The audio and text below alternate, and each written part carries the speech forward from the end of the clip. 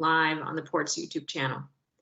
Call for a motion and second to grant leaves of absence to Commissioners Levy and McDonald who are out of town. I so move. Second. Second. Pam, would you please call the roll? Yes. Commissioners Alexander, Present. Kupro-Comas, Aye. Lamb, Nemi, Aye. O'Halloran, Aye. Pierce, Saruda. Aye. Thank you. Thank you. I'll now call for a motion and second for approval of the minutes of the regular commission meeting of July 8th, 2020. So moved. Second. Commissioners, yes, Commissioners Alexander, Aye. Kupro-Comas, Aye. Lamb, Nemi, Aye. O'Halloran, Aye. Pierce, Saruda. Aye. Thank you. Thank you. I'll ask Curtis for the executive director's report and his remarks. Thank you, Madam President. Good morning, commissioners and guests. Appreciate, again, everyone making the effort here with our COVID-friendly commission meetings. I know it is challenging and sometimes unpleasant, but appreciate the effort everyone's putting in. I do want to first recognize the Port's monthly safety champions. I believe they are now up on the screen. You'll see another set of Port employees who are really going above and beyond to keep themselves and their coworkers and our partners and customers safe. I really appreciate them going the extra lengths, especially in the strange COVID times. So thanks to those Port employees and safety champions. Stan, are you ready to do a safety message for us today? Sure. My message today is about the work we are doing to keep our employees safe and healthy while working from home during this pandemic. Most of our administrative employees have been working from home since March 13th. Several safety messages have been sent to assist employees in making their work from home spaces safe and healthy. However, messaging wasn't enough and resulted in just 3 asks for ergonomic consultation over 3 months. This gap was addressed a month ago with the delivery of a remote workstation checklist to all employees. A team comprised of members of our safety, risk, and IT teams collaborated on the checklist and ergonomic tactics for those employees who are working remotely. Funding was made available to make ergonomic mitigations through IT equipment, workstation improvements, and ergonomic tooling for remote work. The remote office checklist went beyond ergonomics and had employees look at their workspaces for proper access and egress, lighting, environmental conditions, IT equipment, and workstation ergonomics to foster safety, health, and productivity. The checklist also provided some wellness reminders for the employees. The last question on the checklist asked if an employee would like an ergonomic evaluation. Nearly 100 employees have asked for and received assistance in the last month. 87 virtual ergonomic evaluations have been completed by Ellen Ridgway of our safety team. The recommendations are being implemented to assist employees with their safety and productivity while working remotely from their home. Safety is a guiding principle of the Port. Therefore, we committed to some investment with our remote work program. Purchases and reimbursements to date amount to approximately $19,000 and include such items as computer peripherals, adjustable work surfaces, and other ergonomic tools such as monitorizers and wrist rests. It is our moral responsibility to keep ourselves and our coworkers safe, and our ergonomic program is doing just that, providing a safe workplace that is productive and efficient while working at home. Curtis, that's my message today. Terrific. Thanks, Stan. Really appreciate the time and energy that's gone into helping our employees in this wacky time. So appreciate the message. Thanks for the update. Just a few items for you this morning, Commissioners. First, Design Week in Oregon was last week. We hosted Design Week Portland as a virtual event last Tuesday. It was a great first sneak peek of the new terminal design for the main terminal, and we had a great conversation about airports as art venues with our own Wendy Given, Sharon Vandermeulen from ZGF Architects, and two artists whose pieces will be in the terminal, Jacob Hashimoto, whose pieces actually are in the E Concourse extension, and Ryan Feddersen, who will have a great piece in the new Concourse B. There are over 100 creative leaders in the region who joined us on the call. It was a 1-hour session and actually turned out to be a lot of fun. One update inside the terminal, the South Security Checkpoint will be moving. Work is beginning gradually at PDX to prepare for construction on a newly designed main terminal, as we've talked about. For the next 3 months, we'll move our BC Security Checkpoint further south into the atrium there where we used to have what we called the rocket ship, a post with signage, digital signs on it. We'll move this BC Security Checkpoint into that space to expand the main terminal by about 150 feet west starting in January of 2021. So again, just another of these steps in the construction inside the terminal. The impact will be relatively minimal to travelers. They'll have a slightly different exit route, but it, again, should go relatively smoothly. We're really looking forward to the change. So that, Madam President, is the end of my comments this morning. Thank you very much, Curtis. I'll call for a motion and second for approval of the Executive Director's report. Move. Second. Second. Thank you. Pam. Commissioners Alexander, Aye. Cooper Comas, Aye. Lamb, Aye. Nemi, Aye. O'Halloran, Aye. Pierce, Aye. and Saruda. Aye. Thank you. Thank you. It's my understanding that we did not receive any public comments this month. Correct. Thank you. We will move on then to general discussion items, and I'll call on Dan Pippinger and Chris Zarnecki for their updates. Thank you, and good morning, Commissioners. Today, I'm going to give an update on where we are with our COVID-19 response and kind of how we've settled out in the operation. I'll focus primarily on PDX. And when I'm done, Chris Zarnecki will talk about the ports program to implement the CARES Act grant and the relief, just summarize the relief measures we've made at PDX for our different tenants. I think I have some pictures to show you, but I'll just touch on the marine terminals continue to work. All of our facilities are open and operating. We just had a SM Line container ship finish work yesterday. Again, excellent productivity from the ILWU labor force. The Hillsborough and Troutdale airports are open and have up to about 75% operations. And that's good news overall.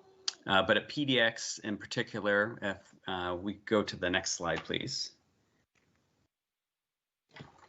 What we're really facing is the pandemic and the spread of the pandemic.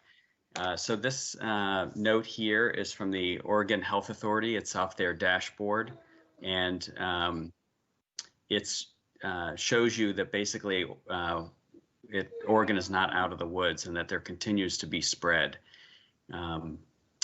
So with that, the governor still has in place a lot of restrictions on restaurants, bars, retail stores, requiring face coverings, and also considering self-quarantine self-quarantine measures for travelers in and out of the state, although there was an article in the paper this morning that indicated that that's unlikely in the near time.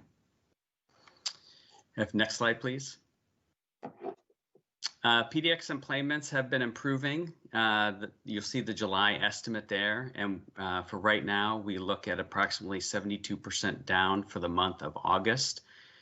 We expect August to be similar in volume as July, but we do expect in conversation with the airlines that demand will soften in September and October.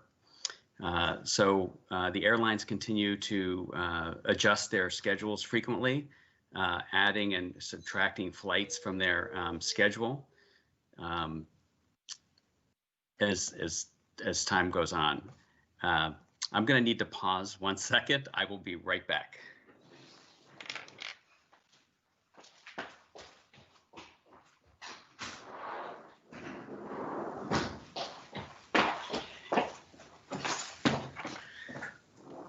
Forgive me, working at home and the dog wants out and starts whining is just incredibly distracting. So please forgive my I couldn't focus on what I was saying. So I'm sorry about that. That's awesome. It's my wife calls it the Corona coaster is what we live on. So it's all these ups and downs. Anyhow, the good news is that there's only about 10 jets still mothballed at PDX, down from our high of 36 in May. We've also transitioned out of our emergency operations center. We've more or less settled into a new routine, and I'll talk about a lot of those changes. And about 2/3 of our concessioners are open, many with reduced hours to meet passenger traffic, but we feel like we're meeting the customer need well. And we continue to offer the concessioners full discretion on operating hours and menus.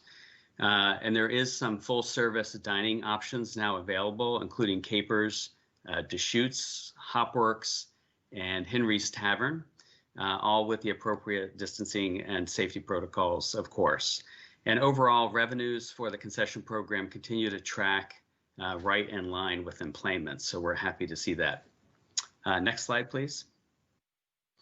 At previous commission meetings, we've talked about the program to ensure the safety of airport operations for both travelers and workers and to improve public confidence in air travel. And there's really 4 key elements to that program.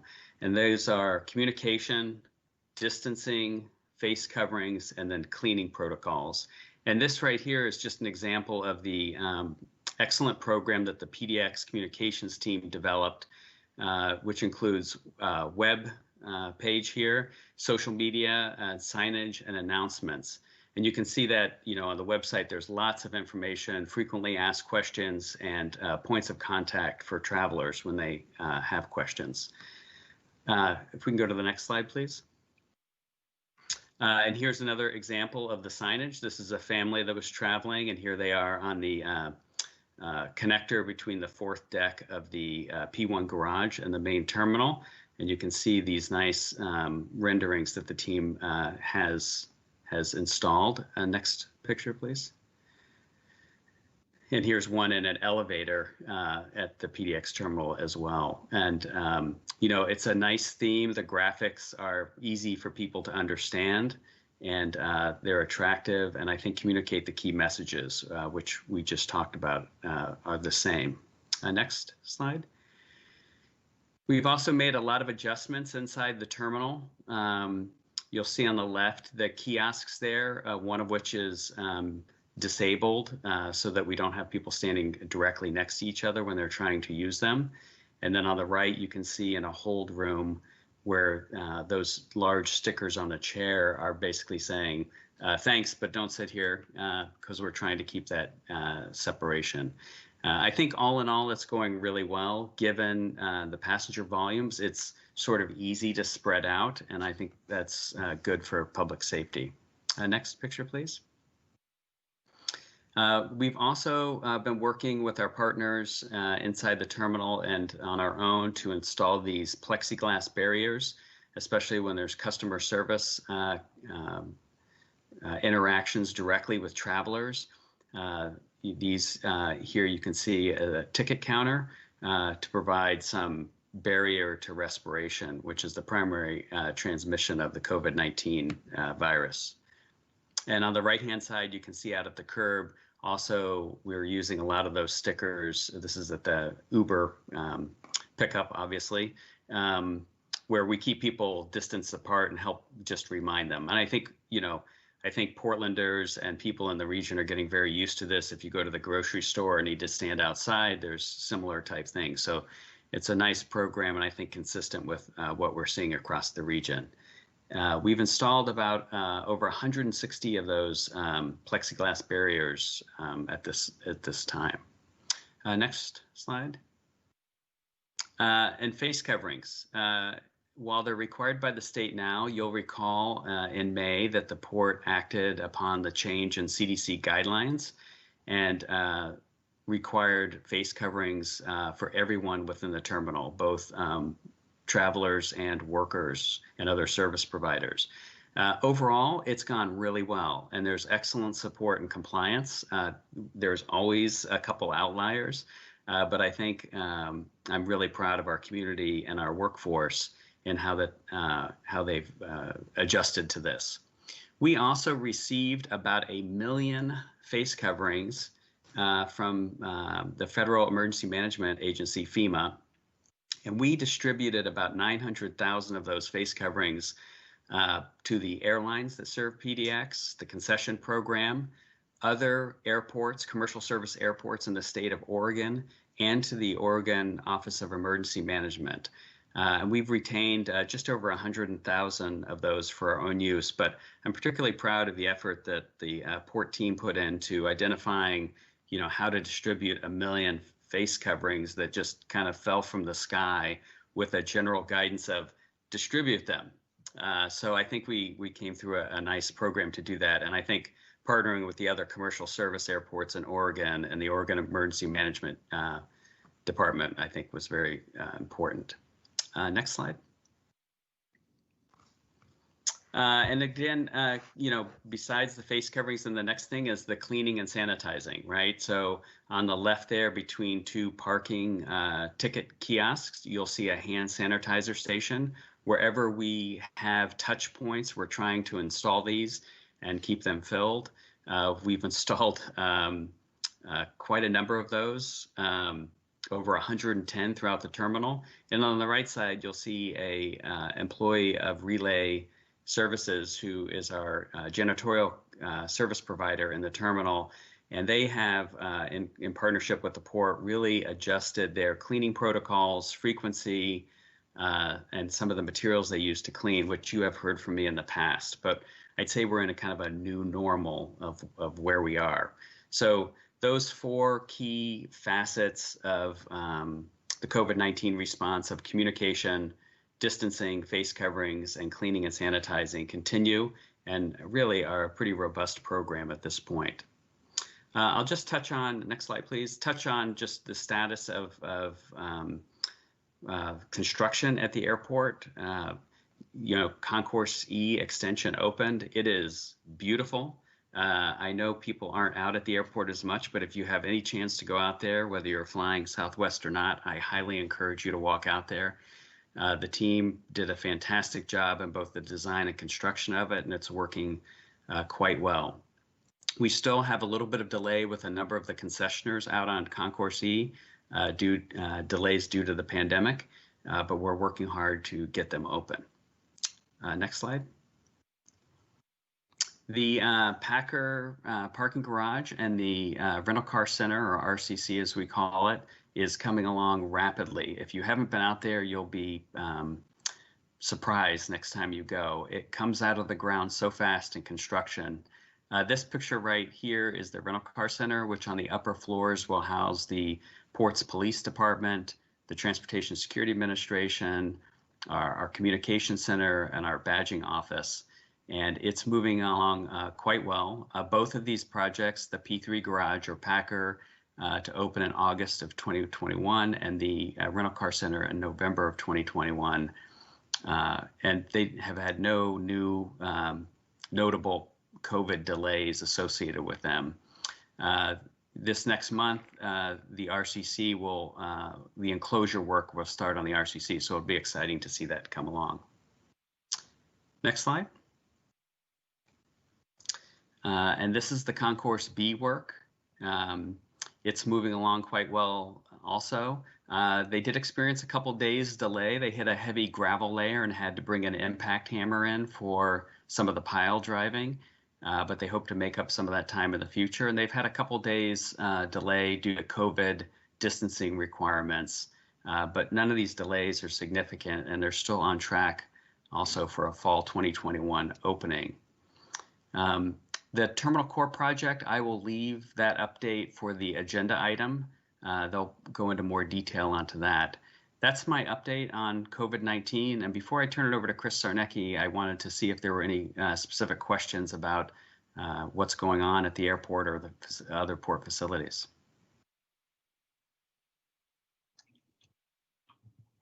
Okay, with that, I'll introduce Chris Sarnecki. He's the Director of Terminal Business and Properties, and will discuss the application of the CARES Act grant. And he'll summarize the relief measures we have and are providing for our business partners at PDX to help keep the facility operating and provide services to the public. And you'll also be happy to know my dog is very happy to be outside right now. Dan, thank you so much for the report. I didn't get off mute in time to quickly ask you a question. I am just curious, like, are we seeing actually the ability to move some of the construction faster due to the fact that there are fewer passengers in the terminal? Like, is it actually helpful in that way?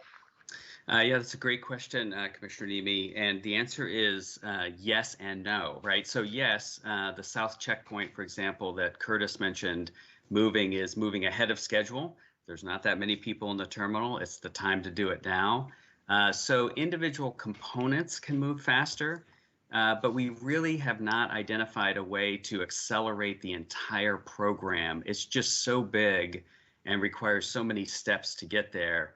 We're able to take certain components, like I said, out. We'll be able to take a gate out of Concourse B that we weren't planning on earlier to build a bridge around the south node for people to transfer. So yes, we're on it. We're definitely accelerating components, but the projects themselves overall are not accelerating their completion time. Thank you. Chris? Great. Thank you, Dan. Good morning, commissioners. It's nice to be here with you virtually this morning.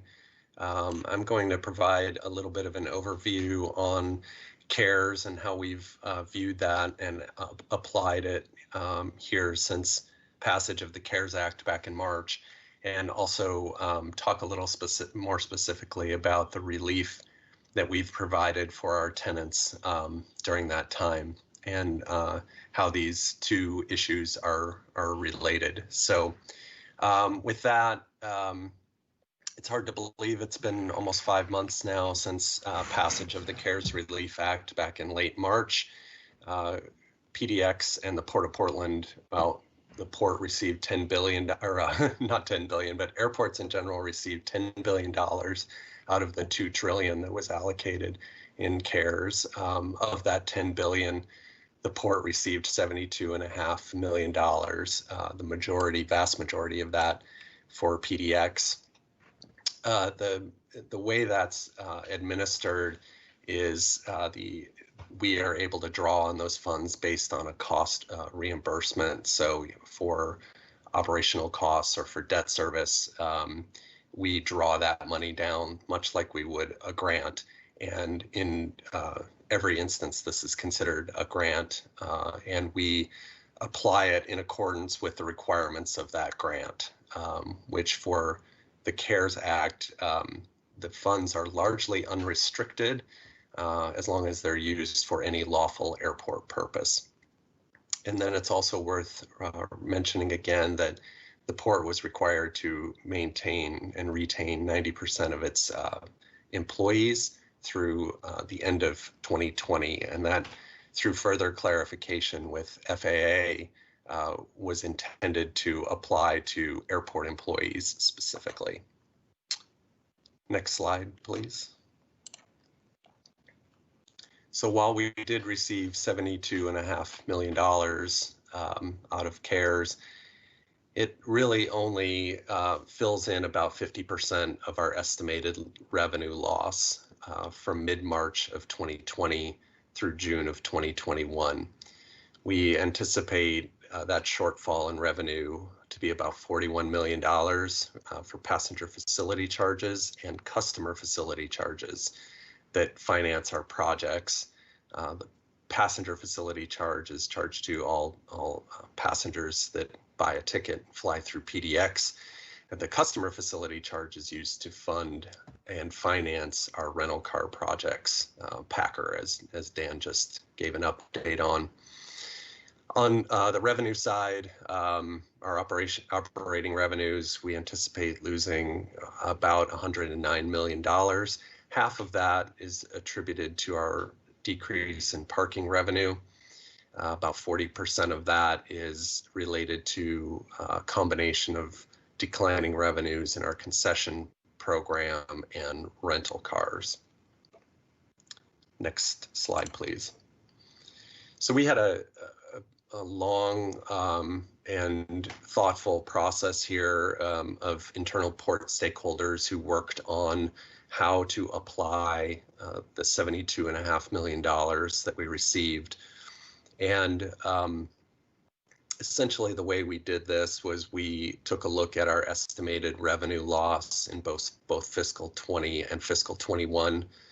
And based on that and the way the airline agreement is structured and allocates risk between the airlines and the port, we allocated 30% of the money, $22.5 million in fiscal 20, and the rest in fiscal 21.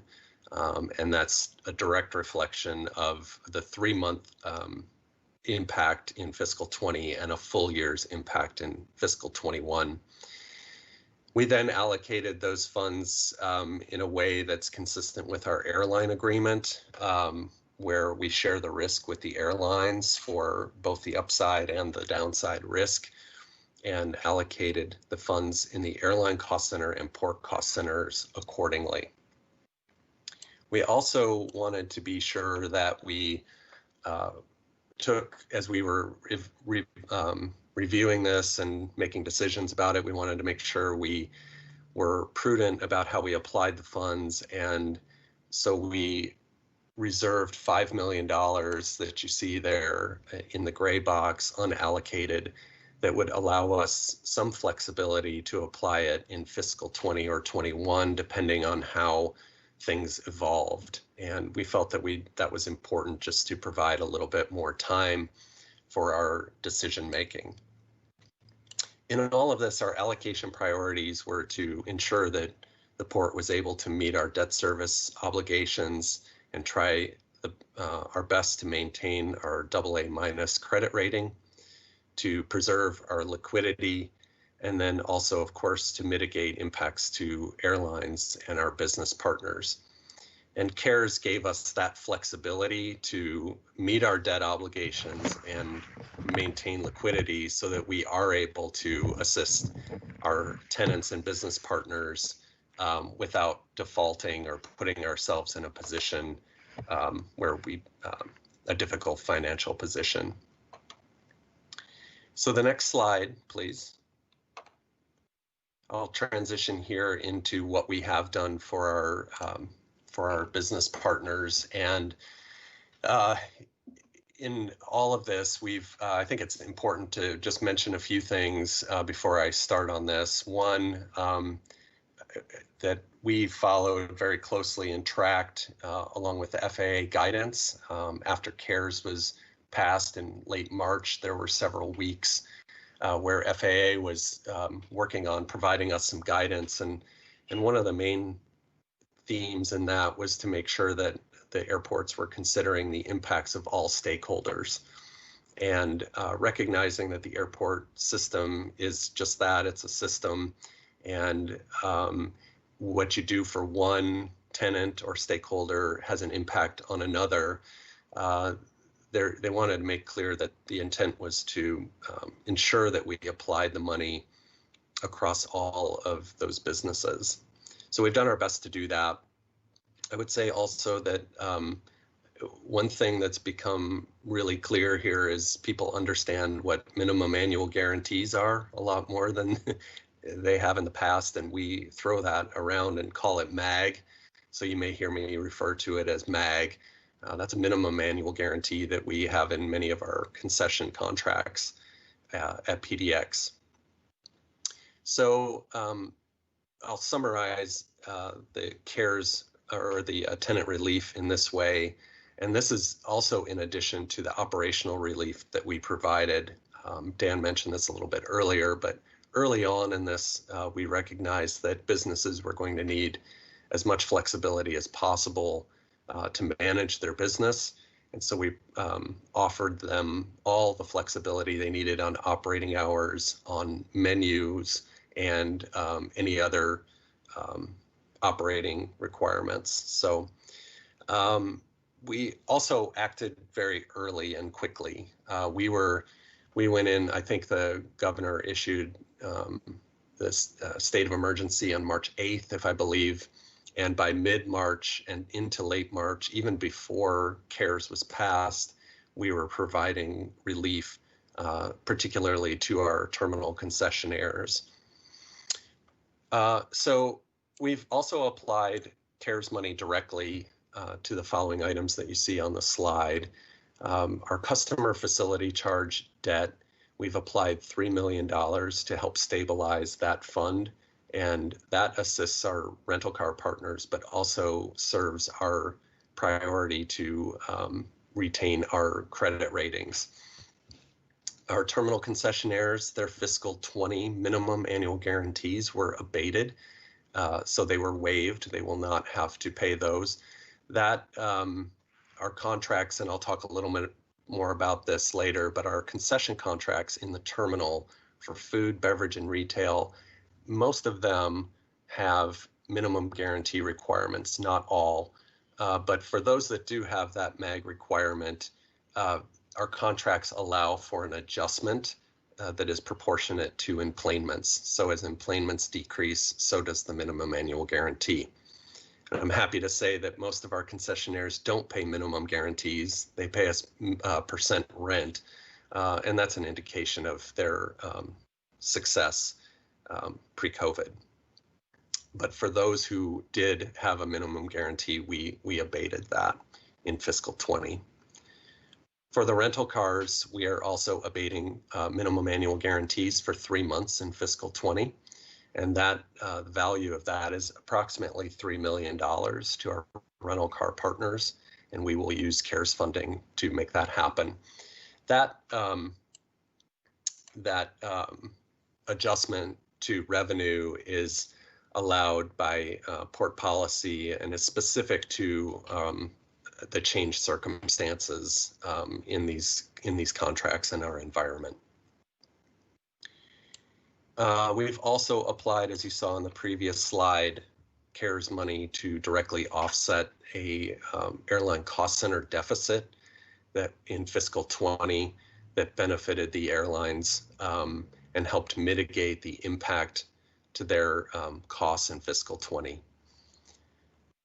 We provided a number of rent deferrals, particularly early on in March and April. Cash flow was really important to our partners. We heard that loud and clear, and we were able to provide deferrals of rent for the airlines and the rental cars that allowed them to preserve their cash and survive in those early months.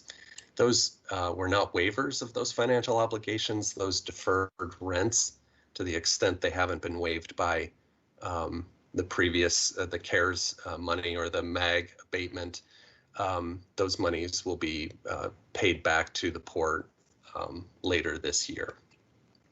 Next slide, please. So we also deferred minimum annual guarantees. And for terminal concessionaires, this means through December of 2020, what they are paying to the port is their percent of sales rent. They are not paying a monthly minimum guarantee. And that means that if they are closed, they are not paying the port rent during that time, and that will help offset or mitigate the near-term business risk that they have. We did a minimum annual guarantee also for rental cars and outside the terminal for hotels for the periods that you see there on the slide. Finally, I will mention again that our terminal concession contracts that have minimum guarantees, those are automatically adjusted per the contract, and that is in line with our enplanements. So as enplanements move, so does the minimum annual guarantee. So that's a summary of our tenant relief. I wanted to emphasize a couple of things here of our goals, and we've wanted to be very responsive to our tenants and business partners in this and move quickly. And we feel that we did that early in March and April to help these businesses sustain their operations, because we want them to be here when we get through the recovery. We've done this in a very financially prudent way that I think has been measured, thoughtful, and allows us to plan for the long haul, because we know the recovery will take years, not months. So with that, I'll close my presentation and be happy to take any questions. Thanks, Chris and Dan. Any questions from the commission? Madam President, I do have one question. Go ahead, Commissioner. Great, Chris. First of all, thank you very much. This was very, very helpful. The last slide that spoke to the suspension of minimum guarantees mentioned hotels. What's the nature of our relationship with I was aware certainly of rent-a-cars and others, but that one sort of raised a question mark. I didn't understand the sort of business relationship between ourselves and local hotels. Can you just give a quick summary?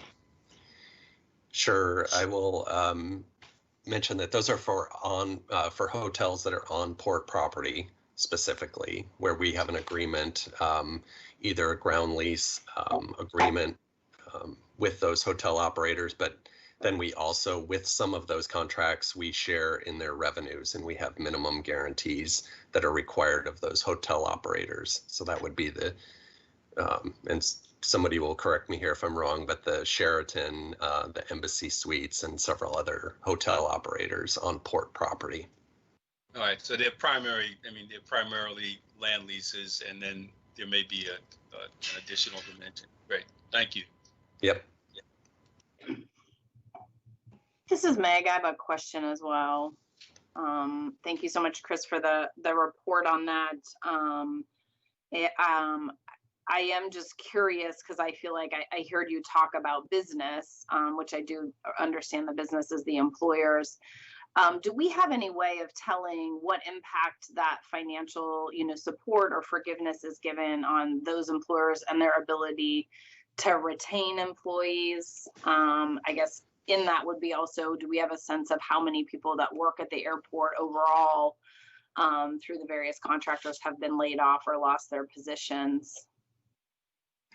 Sure. Thanks for the question, Commissioner. We do have a good sense of the number of employees who were who worked at PDX pre-COVID.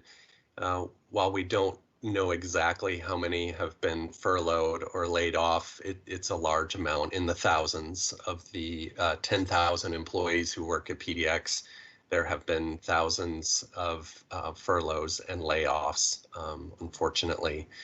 What we've done here, we feel that the financial help that we've provided the tenants and business partners has allowed them to sustain their operations at PDX, particularly for the in-terminal concessionaires. We have about 2/3 of our concessionaires open at this time, and I can say that compared to the industry, that's about double the number of concessionaires open, and those are folks obviously that are employed as well. On the airline side and airline service providers, particularly airlines, you all have seen the layoff announcements here in the Portland region from several of the airlines. That does not come as a surprise, as the CARES money that they received for payroll support expires in October or September 30th.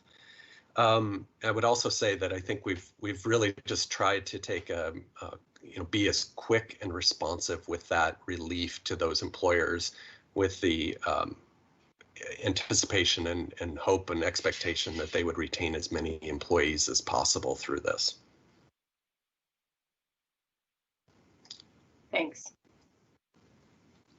Chris, just a follow-up question, if I may. It sounded like you guys had looked into whether the requirements on keeping employees could be stretched to include folks that aren't employed directly by the airport, but rather by the concessionaires and our business partners. Is that my accurate understanding of my right? Or that's correct. The interpretation from FAA was that the retention requirement for airports applied to airport employees. So in this case, the port employees. But again, that came with the clear guidance that the CARES money received by airports was intended to be shared with the business partners to help them sustain their operation. Thank you. Any other questions from the commission? Okay, thanks, Dan and Chris. We'll call on Bobby Stedman, Steve Nakana, Joy Fowler, Emerald Bogue, and Elizabeth Kennedy Wong for the next presentation. Thank you, and good morning, commissioners. Can you advance the slide, please, Steve? So, really, we began our journey, our equity plan journey, back in 2013, really. And in the last 7 years, we've really been moving from normalizing our equity program by using racial equity as a frame to operationalizing equity by using specific tools and data to measure outcomes. You know, our focus is really on results-based accountability, which Stephen will share with you a little bit, where we're focused mainly on being able to measure outcomes and not on performative activities. There's been a lot of really good work over the last several years. You can see the map here in terms of our journey over the last few years. It was back in 2018 in January where we came to the commission and we got approval for the equity policy that leads with race. And then we came back a year later with a consolidated equity plan. So this presentation today will show you basically when we began tracking in July 2019, that this has been our first fiscal year of implementing our consolidated equity plan. So Elizabeth, Joy, and Steve are going to share some of those results with you.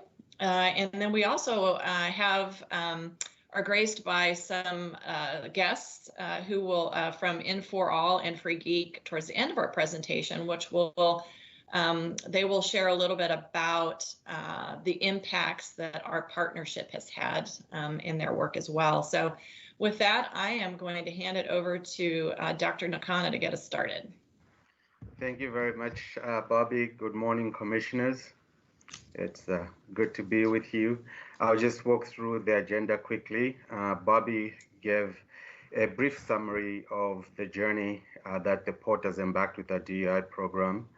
And so this presentation, as we promised you as part of our work, is to come every year to report to you the progress that we are making doing this work. And so we'll start off by the presentation will include an overview of what we are considering as a baseline year, which we looked at as starting in fiscal 20, because that's when we actually started implementing the equity plan, which means in a sense you can think of it as we moved from thinking about it very conceptual to actually, as Bobby indicated, operationalizing the work that we're doing. And then we'll touch on how the actual progress that we have made, and we'll touch on our accomplishments, and then we're going to invite our partners, and then we'll touch briefly on what we are going to be doing next year, fiscal 21. Next slide, please. So as you know, in doing this work, you kind of like have to track and measure the progress that we are that you are making. And the methodology that the DEI world uses is a methodology called a results-based accountability approach. And this measurement methodology basically is data informed. It is about being transparent in your decision making. And the methodology asks you, as you think of outcomes, it asks you to determine what it is that you want to achieve in terms of outcomes, and then you work backwards towards your means on how you are trying to achieve whatever outcomes that you've set out to achieve. And the key and two important things about the methodology is that it asks you to separate between the impact that you're going to have on the whole population and the communities with which your goals and outcomes are targeted towards. And then it also asks you to measure your own performance, which means what programs have you created, what service systems are you using, and how are you using your projects or initiatives to make sure that you are actually receiving that you are actually meeting your objectives that you've set out to do. And the methodology asks three basic questions. How much did we do as individuals, as an organization, through the programs and the projects and the service systems that we have to make sure that we are on course to meeting our objectives? And then it also asks you to think about how well did we do it? And the how well is very important because it asks you to think about how you're collecting the data, how you're measuring your data, who you're accountable with, and then how well your service systems, your programs, your projects, and initiatives are being implemented. And one of the final questions that the methodology asks you to think about is anyone better off? And so those three questions are basically what we regard as the results-based accountability, because is there anyone better off? That's when you work from your outcomes, working backwards to say, where did we start off from and where did we go? And so as you look at our map, the first thing that we started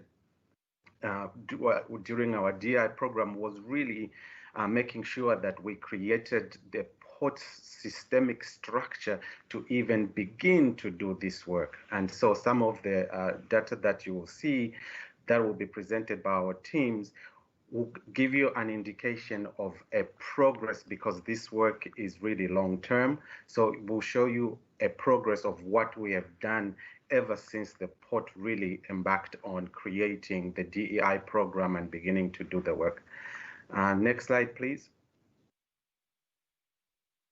And so one of the things that we did when we really started, moving from what Bobby indicated, the normalizing approach, was we needed to find a way of making sure that we are going to have the Port of Portland, each division, each department, or each business line to work towards a common set to work towards a single set of common goals. And one of the tools that we decided to embark upon was to get each department to develop an equity plan. And if I'm not mistaken, we had some commissioners that might have participated in some of them, and we also invited some community partners and business partners to help each department develop their equity plans. So out of the 18 equity plans that were developed, we looked at some common themes that each department wanted to do, and out of those common themes, we came up with 3 buckets of work, which you can see on the screen here. We identified that one of the ways that we can really make sure that we are producing very good DEI impacts internally at the port and in the community was to focus on increasing business participation. We also came up with another bucket where we made sure that we wanted to make sure that the port is a welcoming and inclusive place. So we created another bucket where we're going to look at how we're going to do internally. And then we realized that we can't also, that we do work with a diverse grouping of community stakeholders and partners and business partners. And so we created another goal over that. And then under each goal, we also came up with an outcome with metrics that we want. And so my colleagues that will be joining me later will start off by presenting to you our progress using data that we've achieved on small business participation, which is goal 1, and then welcoming place to work, which is goal 2, and engaging community, which is goal 3. And as Bobby indicated, we've invited two people from our partners that will be present. And with that, I'll kick it off to Nina, that will walk you through the work that we have done on goal 1, business participation. Next slide, please, and thank you. Good morning, commissioners. I am delighted to present to you today on our small business participation across multiple departments. As you know, the port has an overall small business enterprise goal of 20%, or referred to as SBE, and a disadvantaged business enterprise goal of 11%, which is DBE. So this past year, we achieved 17.5% SBE utilization and 10.2 DBE utilization. Now, while these percentages are slightly below our overall aspirational goal, they do reflect that a large portion of our goals on individual contracts are either being met or exceeded. So let's talk about how this is possible. Goals are set on individual contracts based on 2 methodologies, essentially. One of them is the availability of small and disadvantaged businesses to perform said work. And that is what we call a race conscious goal. That means we, the small business team, are setting the goal on that contract. The second methodology is that we accept a goal that was proposed by our contractors. And that means that we consider that race neutral. So this means that we have contracts that vary in goals. Goals can be as low as 0% if there's no small businesses available to do the type of work that we're purchasing, or they can be as high as 100%, which with us averaging most contract goals falling between 5 and 20%. So a frequently asked question that we have is, why can't we just set a 20% goal on every contract and we'll just knock it out the park? Well, the quick answer to that is because it's illegal and we will be sued. So the courts have ruled, and federal regulation required, that every contract goal must be set, and it must be narrowly tailored to the services that are actually being offered based on the availability of small businesses to do that work. So to kind of give you an overview of what we have done in dollar cents, is that new and ongoing contracts awarded and utilized during this past fiscal year has resulted in $38.5 million in payments to SBE and DBE firms. And this is over 347 individual contracts. So it's really, really exciting news for the port. So how the small business team is kind of pushing this needle forward. So we're looking at our 5 departments that are our biggest spenders. Those are engineering and construction, navigation, environmental, information technology, and public affairs. These 5 departments make up 93% of the dollars that are contracted. So what the small business team is really drives home the point on how these 5 departments can really have the greatest impact in how they contract with how we have an impact on small businesses in the community. So we definitely work closely with all departments to identify barriers and opportunities to increase the utilization of small businesses. All right, so I'm going to move on to number 2, which is that we provide technical assistance. So with much excitement, Concourse E has opened up and it looks really, really wonderful. The terminal balancing project has had a technical assistance fund that was overseen by a Works Program Administration Committee, and that's commonly referred to as a WPA. This committee is made up of the prime contractor, port staff, as well as members from our unions and community members.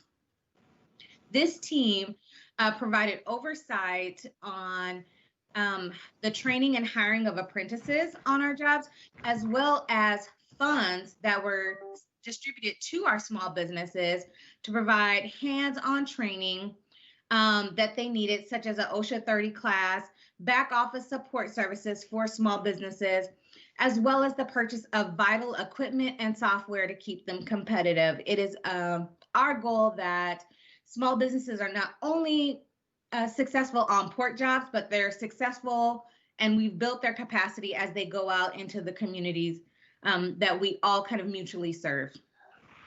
So with that, my presentation is concluded. I'm happy to take any questions. If none, then Steve will explain bullet point number 3. Thank you, Ms. Jones. That was very helpful. Does the commission have questions? Okay, I did a good job. I'm patting myself on the back. You did. Thank you. Okay, I'm going to take point 3. And one of the things that we decided to embark upon in doing DEI work is to develop an equity lens. An equity lens, for people that might not know what it is, really is, you can look at it as a decision-making tool. So an equity lens basically asks you to determine, as you make decisions, who benefit and who will be impacted by any decision that you're going to make. And so when we developed the equity program and started doing the social equity work, we asked each department to think about how they could use the equity lens that the port developed to help them think through how they can help the port meet its equity outcomes. So our commercial team took the equity lens and developed what they're calling the quality job criteria.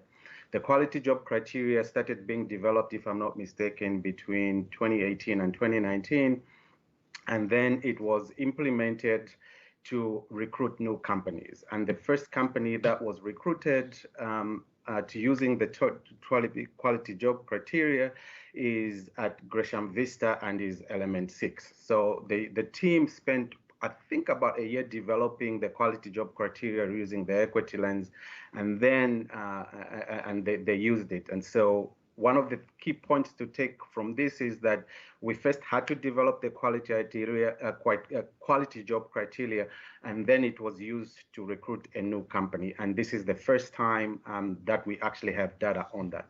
And we also have another metric that team is helping to develop, basically, is to make sure that any company that is going to be recruited using the quality job criteria, the team is going to move beyond just bringing the company on our property, but to make sure that that company is going to work with us and maybe even some community partners to make sure that we are recruiting and training women and minorities, so that we can also help with recruitment and retention with our business partners that are operating on port property. So far, we haven't achieved anything because this is the first time, last fiscal year was the first time that the equity lens was applied. It's being applied in other areas, and if we move to the next slide, I can explain more how the equity lens has been applied.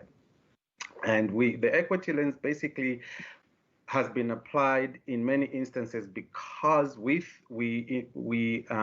decided to make sure that our RFP template, any RFP that the port is going to put out there, will have social equity as a scoring criteria. And that social equity as a scoring criteria basically asks for any proposee that wants to propose whatever program that they want to propose for the port to indicate how they will help the port meet our social equity outcomes. Now, the equity lens has been used in our art program, and with our art program, the art program has even changed how we solicit art, how the art program basically invites people to sit on the selection committee. And we also, some other teams that have used social equity as a scoring criteria is our team, our colleagues in the Willamette program. They've used it with T4 sampling, where they also made sure that there is opportunities for small businesses to be able to apply for business opportunities as we are doing sampling work. Our police department is another department that has also used the RFP template to make sure that we are procuring whatever they're going to procure for the badges. For police badges, we're going to open up opportunities for women and minority business owners. And in fact, if I have to take a step back, I think one of the first department at the port that actually used the social equity kind of scoring criteria was our concessions team, Chris Zanecki's team, when I started, and I think it was back in 2016, 2017. That's when we actually piloted use of the equity lens.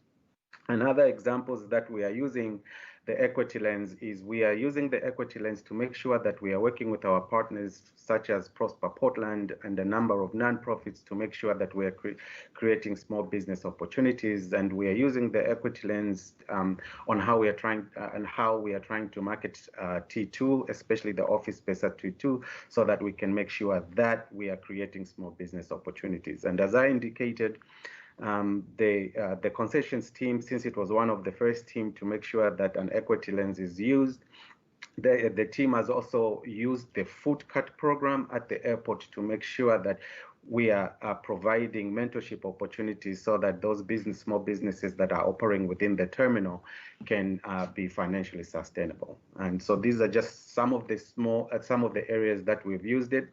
But I can also indicate that for example, from our legal department, our concessions teams, our commercial team, we are actually using the equity lens to change how we are doing. We are making decisions so that we are making sure that we're producing the outcomes that we want to see. Before I pass it on, I can stop here and ask for questions from the commissioners.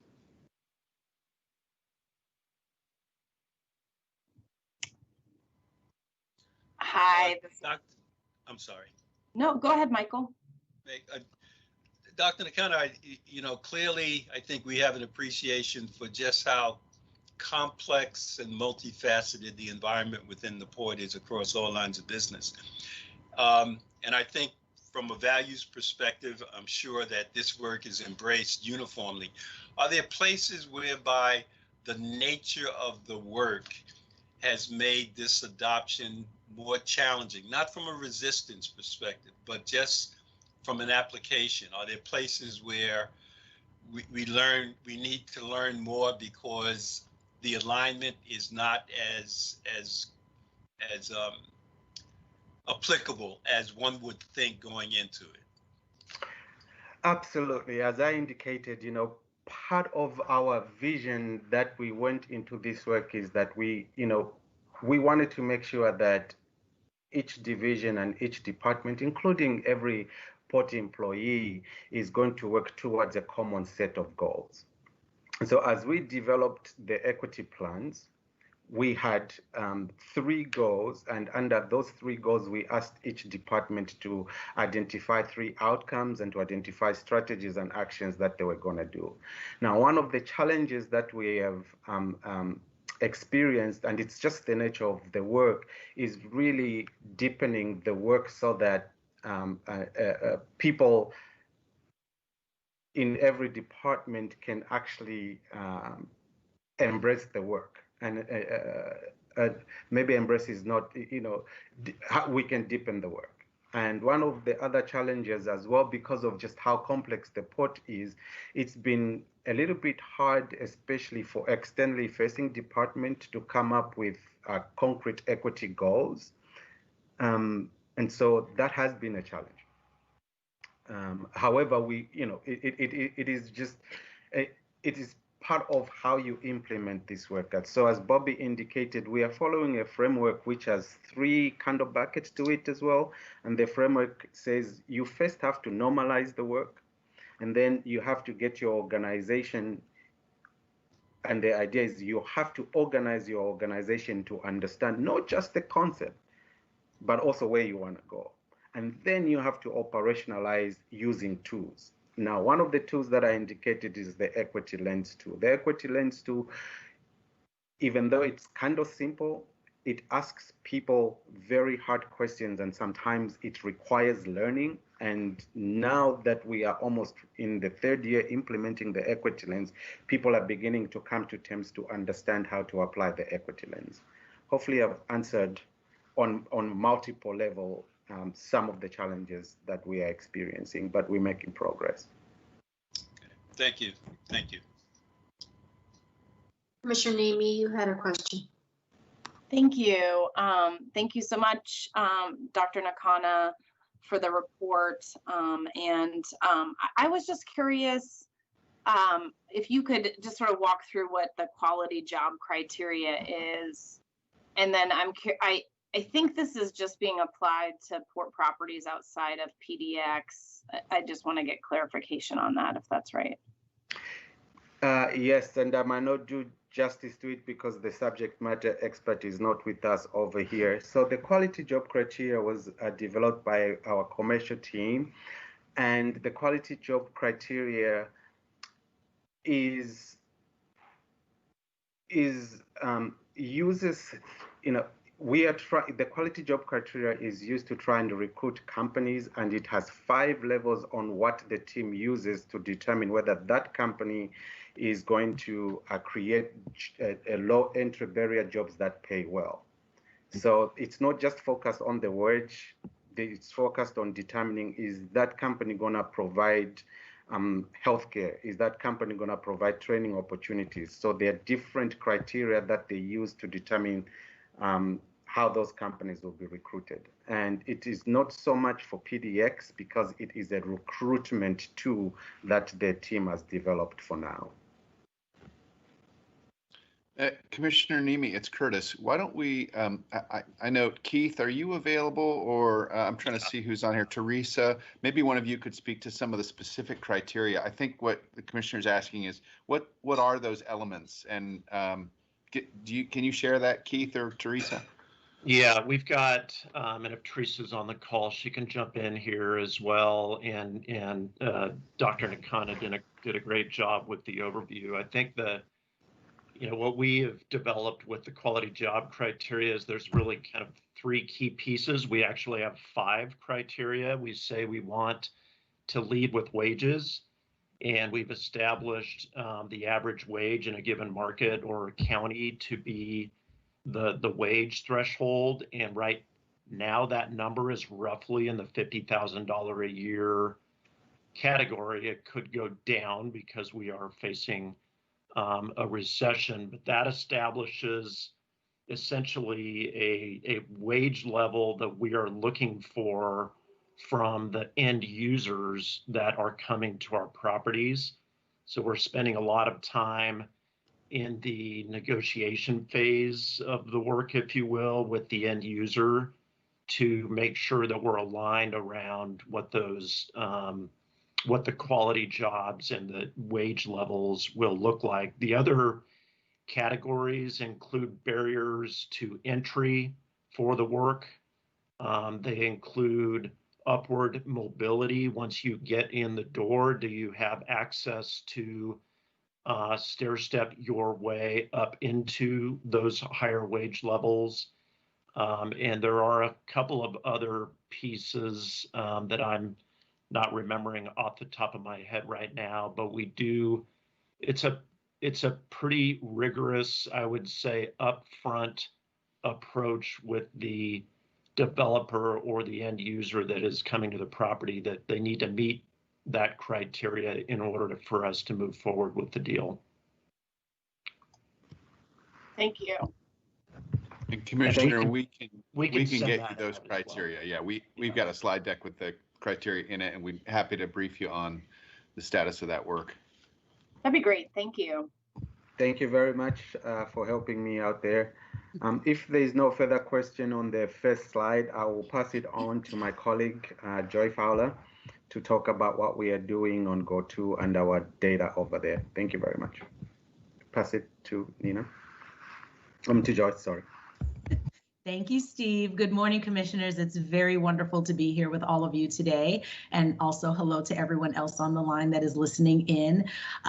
Goal 2 focuses on the port being regarded as an equitable, inclusive, and welcoming place to work. And under this goal, we have 3 key strategies, which I will review with you this morning.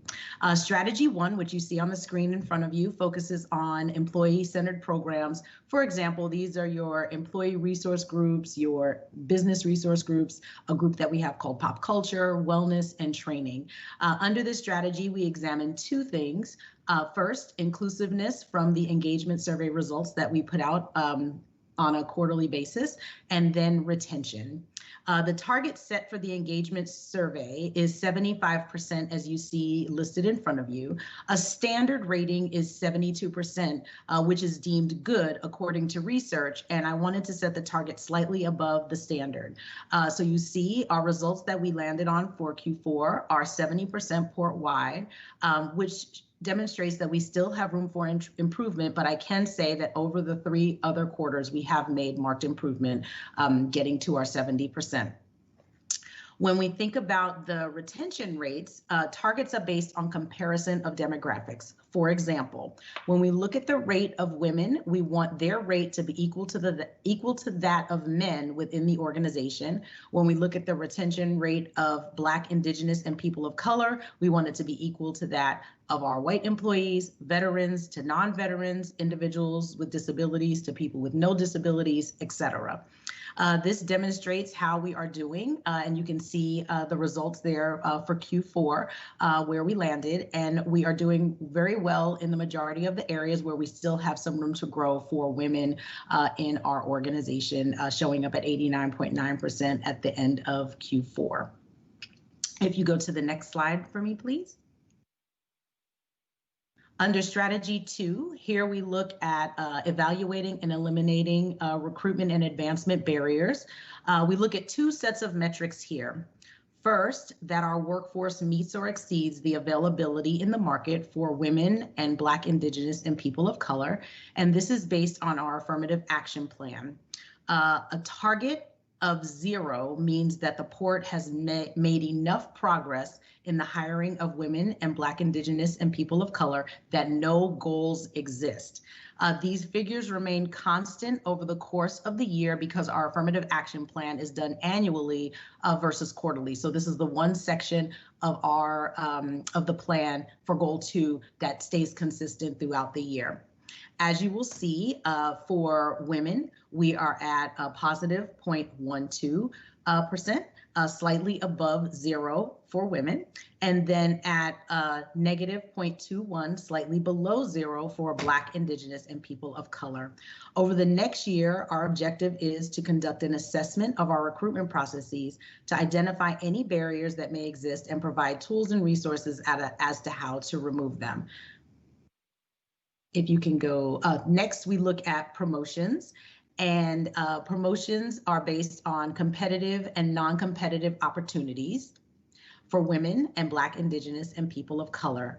We set a target for both, that they should be equal to the percentage of our current employee population. So currently the port is 34% women, and you will see our promotions landed at 40.9% for the end of Q4, and the port is 17% Black, Indigenous, and people of color, and those promotions landed at 22.7%. Both of those percentages are up from previous quarters.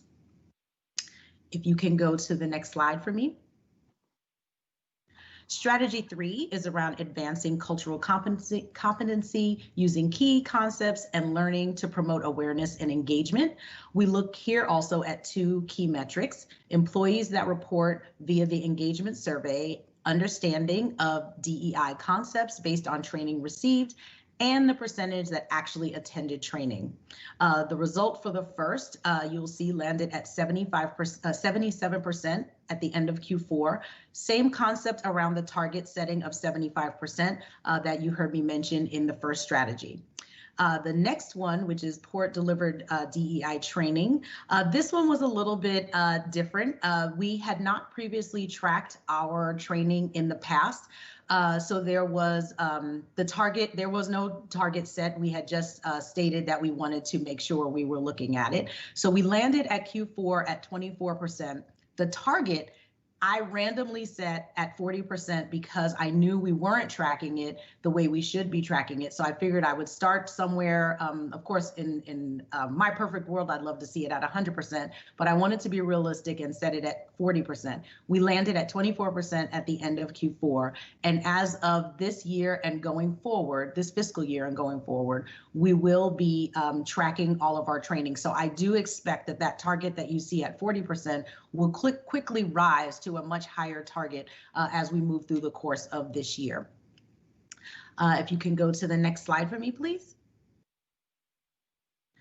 We've had quite a few success factors over the course of the year, specifically over the course of my only being here for going on 11 months. It's been a wonderful experience. When we look at these 4 categories around success factors, just a couple that I want to point out to you regarding hiring panels and recruitment. Our IT department set up something called IT hiring guidelines for managers, and it was a really comprehensive approach to diversifying candidate pools, ensuring that we had a diversified set of panelists interviewing those candidates. And I was able to take those hiring guidelines and transition them to port-wide guidelines so that they could be used for everyone throughout the organization. DEI-related events and activities, guest speakers, heritage months, celebratory months. The port is actively engaged in participating in all of those events and activities. And literally, when the reports were given, everyone in divisions had reported that someone from their organization had participated. Internal program participation, we have 6 employee resource groups, 1 business resource group, we have pop culture, and there is representation from everyone throughout the divisions of the port participating in these programs that we have. In terms of learning and awareness activities, one really exciting component that I want to share is we have the environmental team, which has done a fantastic job of putting on different educational opportunities for their division. They have successfully done consecutively 15, well now it's probably 18 months of DEI training and awareness within their team. And so those are just a few things that I wanted to mention as some successes that have been occurring at the port. Before I pass it on to Elizabeth, I would like to pause here for any questions from anyone. Joy, hi, this is Mike Alexander, and thank you and your team again for just the detailed and comprehensive content of this presentation. Curious, what are the 6 ERGs that are in place right now?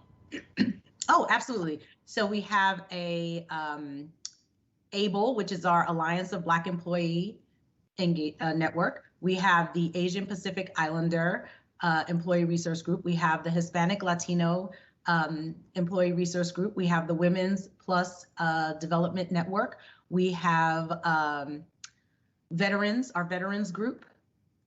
And then we also have our LGBTQX and Friends resource group. And then this year, we just implemented business resource groups. And so we have a group called Leaders Next, which is our business resource group at the port. Fantastic. Thank you. Thank you. Absolutely.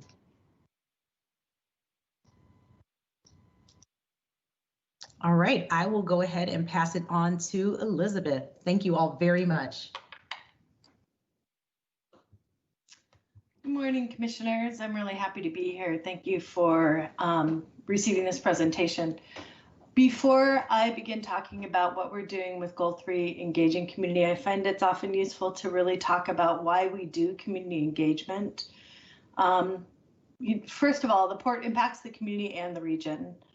The second thing is we really learn from the community how we can maximize the benefits and minimize the negative impacts of our work. And there's the commitment to ongoing and transparent communications and partnerships in order to build trust, begin to address historic racism, and create a stronger region.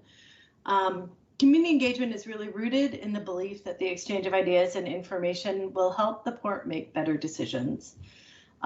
Community engagement is not a new idea. Governments, jurisdictions, all of us as leaders use advisors to help us shape policies and make decisions. Each of us has friends and colleagues and advisors that we turn to formally and informally that help us with our work. And using equity and using an equity lens in engaging community will help ensure that access to shaping policy and projects and to distributing resources is both equitable and inclusive and transparent.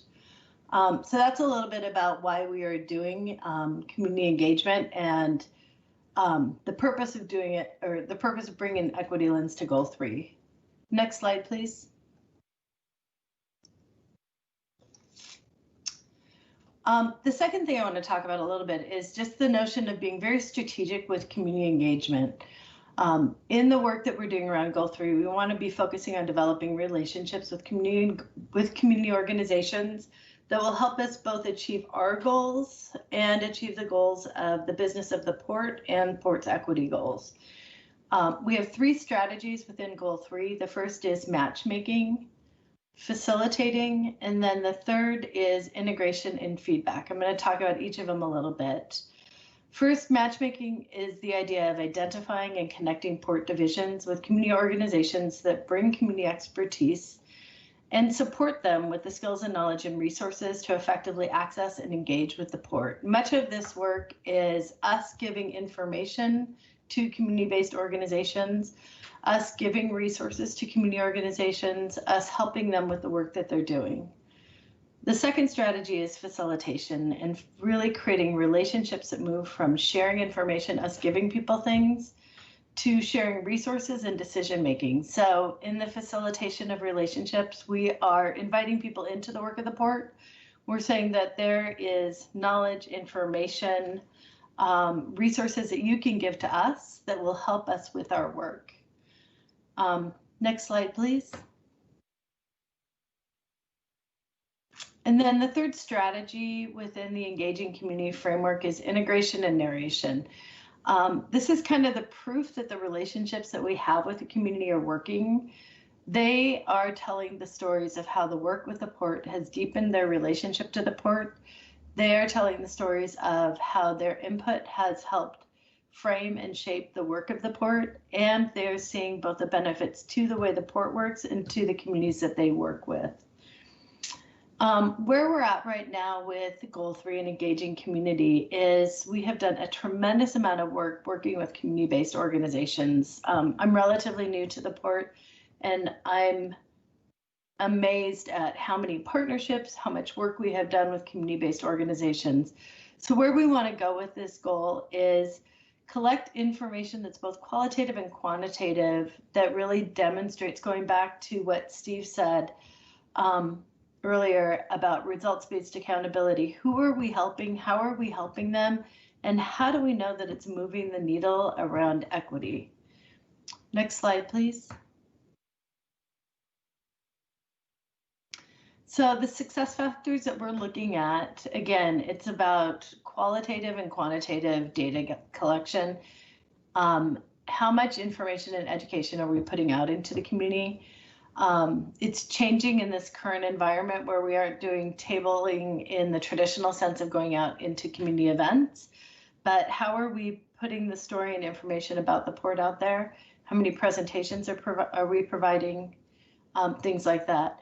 The second, which moves more into the facilitation, is who are we giving resources to? Who are we supporting? And what are the outcomes of those resources and support? We're going to hear a little bit from the executive director of Free Geek, who's going to talk about the work we've done with them.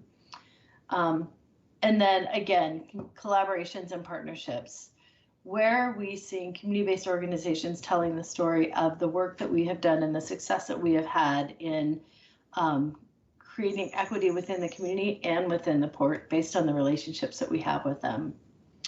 Right now, one of the things that we're doing in order to help us understand where we're at with community partnerships is we have contracted with a consultant to interview a handful of our community partners to help to ask them in their words how they view the relationship with the port, how effective are we in supporting their work, and how much do they feel like they have the opportunity to help engage with us.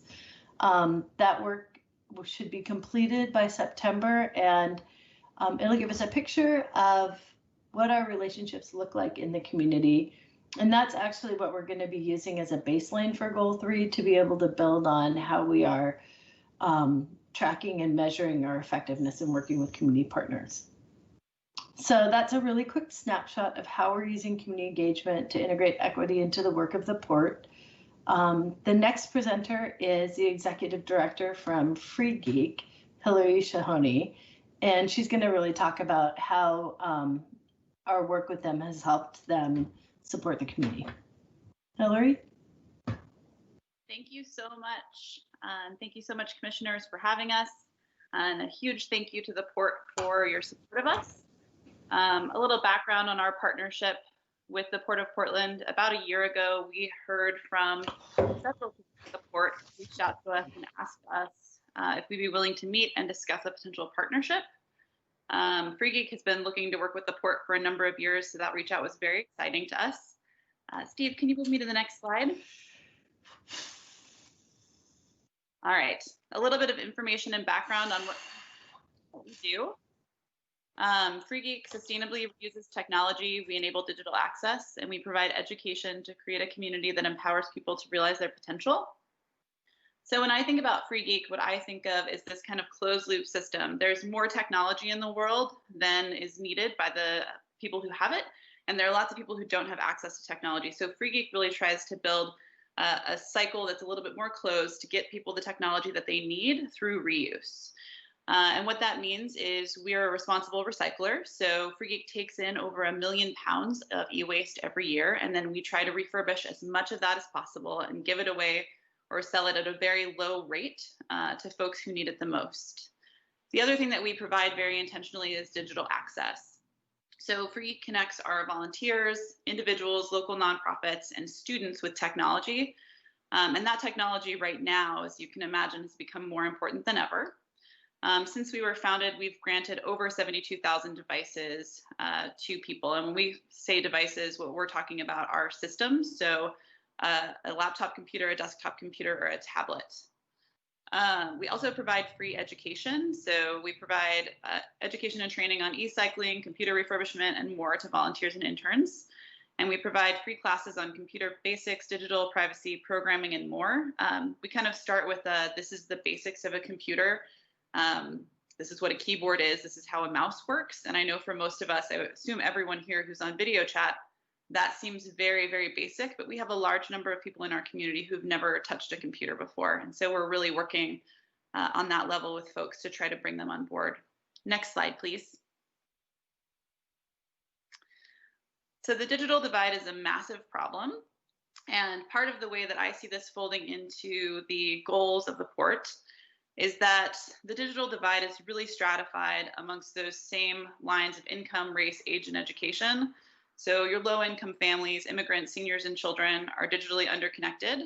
And many of them are accessing the internet with cell phones, and it's not enough. So we receive a lot of reach outs from folks who are asking us for devices because their students are trying to do schoolwork over their cell phones.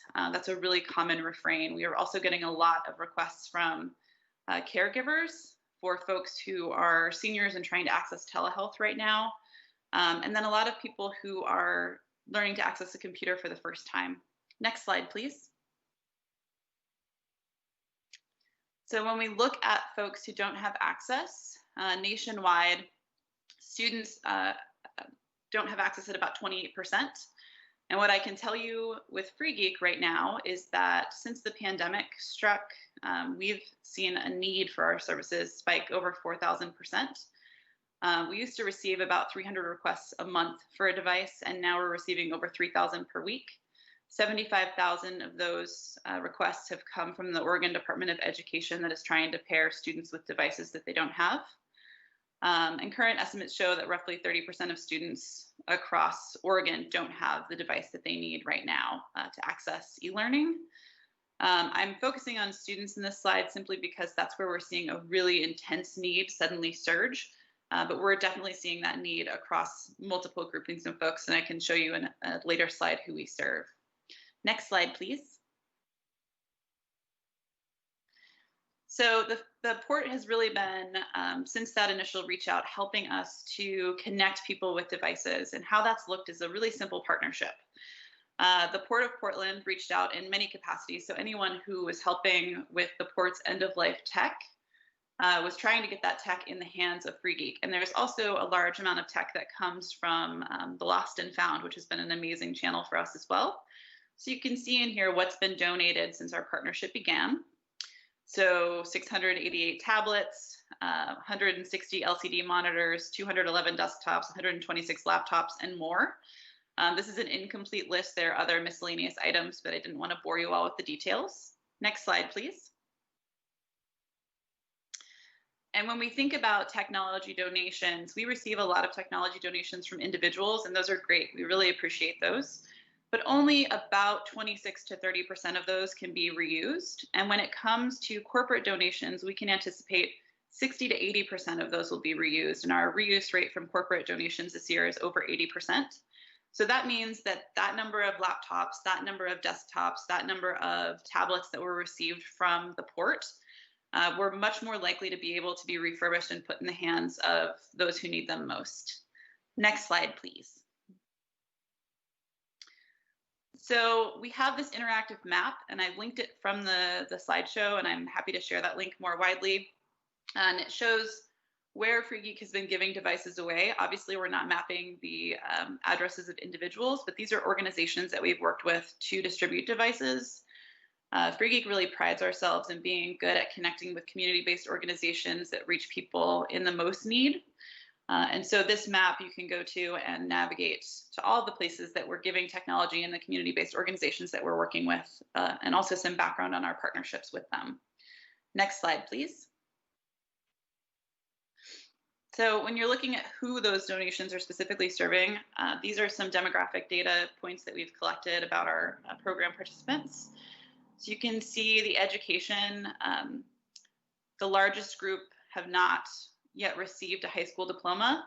And these are not folks, the folks being surveyed for this are not our K through 13 students that we serve. These are the adults that we serve. So again, these are sharply stratified on typical markers that we see that are impacting people's lives. When we look at gender identity, we're serving more women than we are men by a long shot. And the vast majority of our participants make under $30,000 a year. Can you go to the next slide, please? In addition to that, we serve program participants in currently 8 different languages, the 8 most frequently spoken languages around the Portland metro area. The vast majority of our participants still are English speakers primarily, but you can see the number of other languages that are spoken there. And then when it comes to race, the vast majority of our participants don't meet a specific race, but we have the largest group still is taken up by white participants, but we have a large group of Asian, Black and African American, Hispanic, and many other groupings that are served through our programs. Next slide, please. So I figured you all have been hearing a lot of numbers, and those are great, but I wanted to give you an opportunity so I could share some stories, success stories that we've been seeing. On this slide, I'll focus specifically on organizations, and these are quotes directly from organizations that we've worked with to connect students to devices. The first one comes from Brittany Molka of Next Success. What Next Success does is they're a group in Vancouver, Washington, and they connect with students who are at risk or experiencing houselessness and try to get them the resources that they need to graduate high school and find a job. So you can see here that we developed a partnership with them in 2019, and we were able to give them more than 20 computers. Those have been a valuable resource for their students because while they can access devices while they're on site at Next Success, they weren't able to access devices off site. So those devices went home with those students and stayed with them, and they have them still. Free Geek also organized a program with the Migrant Education Group, and this is a quote from Josue Ramirez, who is our coordinator there. We had a grouping of students, 22 students who received computers through the Migrant Education Program, and we worked with them to figure out how to get the students to actively involve themselves and then move on to taking their computers home. Next slide, please. This is a quote from Olga, who is a participant in our internship program. Essentially, Olga reached out to us and gave us this information that after she completed her education at PCC, she was having a hard time finding a job. And as a recent immigrant, she was struggling with a lot of complexity around language issues and confidence talking to customers over the phone. She participated in our internship program and now has a job working at a data processing company as an operations support specialist or technician, excuse me. Next slide, please. This story hit pretty hard, and then I'll share one more after this that just came through yesterday. So this is from Frank. Frank reached out to us looking for a single computer. He had 3 school-age children who were not able to complete their education. And from my memory, they were all working from a cell phone to try to get their schoolwork done at the beginning of the pandemic. Frank's social worker connected us to him. We were able to provide him 3 desktop devices. So each of his students is now able to get online and do their homework. The last story that I'll share with you all, I don't have a quote on because it just happened yesterday. We've been working with Every Child Oregon, which is an organization that connects foster youth to the resources that they need. They reached out to us and essentially said they had about 200 students in their programs who didn't have the devices that they needed to do their schooling. But on top of that, they didn't have the devices that they needed to connect with their social workers, biological parents, or siblings. We just got news yesterday that we'll be able to connect all 200 of those students to the devices that they need. That's what I have for you all today. I know next I'm passing it on to Elaine, but I'd like to open it up for questions if you all have any.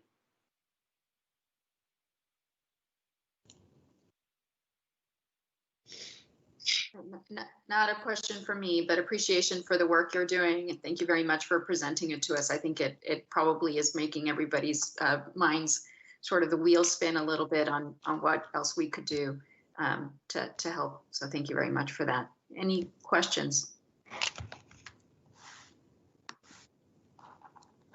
Thank you. Sorry, this is Meg. I have a question. You raised the issue around the telehealth. And so I would be curious to hear if you are getting partnerships with any of the healthcare industries. This is more of a curiosity, you know, with the need to fill that as they're really utilizing telehealth. Yeah, so we have an active and ongoing partnership with Kaiser, and they're fabulous to work with, but we're not getting nearly enough support in that realm, and we're getting a lot of requests, especially from nonprofit healthcare providers and the social workers that are connecting folks to their devices that are needed. So that's an area where we definitely could use more support, and it's an area where we're thankful for the support we're getting, but we're hearing a lot of need there as well. Thank you for the question. Madam President, I had a quick question as well for Hillary. Hillary, you showed the differential between equipment that's donated that can be used versus non-used. What typically is the differentiator? Is it the age of the equipment? Is it that it's not current generation? Or I've got a stockpile of it sitting here and I don't want to burden you guys with it if it's not going to be used. I would say thank you for the question. Absolutely bring it into us. We will take it off your hands. One of the ways that we fund ourselves is through our recycling program. So we get a small amount of income that supports staffing through our recycling program. So please don't hesitate to bring those machines in. There are a number of reasons, though, that reuse rates are significantly lower on consumer grade machines. One of them is that consumer grade machines are not made as well or to be repaired in the same way that corporate grade tech is. So you'll see a lot of people will bring us a machine. It was all soldered together and we kind of have to tear it apart in order to fix it and resolder. And that's not something we do on site. It's not safe for our staff or employees. In addition to that, you'll find that people tend to hold on to technology a lot longer when it's their personal technology. And we kind of joke that it's the hair of 10,000 cats that starts to live in things as they sit in your closet for years. So it's just the age of device, it's the quality of the device that originates, and it's also that the devices for an enterprise use are designed to be repaired and designed to be accessed by technicians in a way that consumer grade machines are not. Okay. So in some ways it's equivalent to trying to donate a flip phone. A little bit.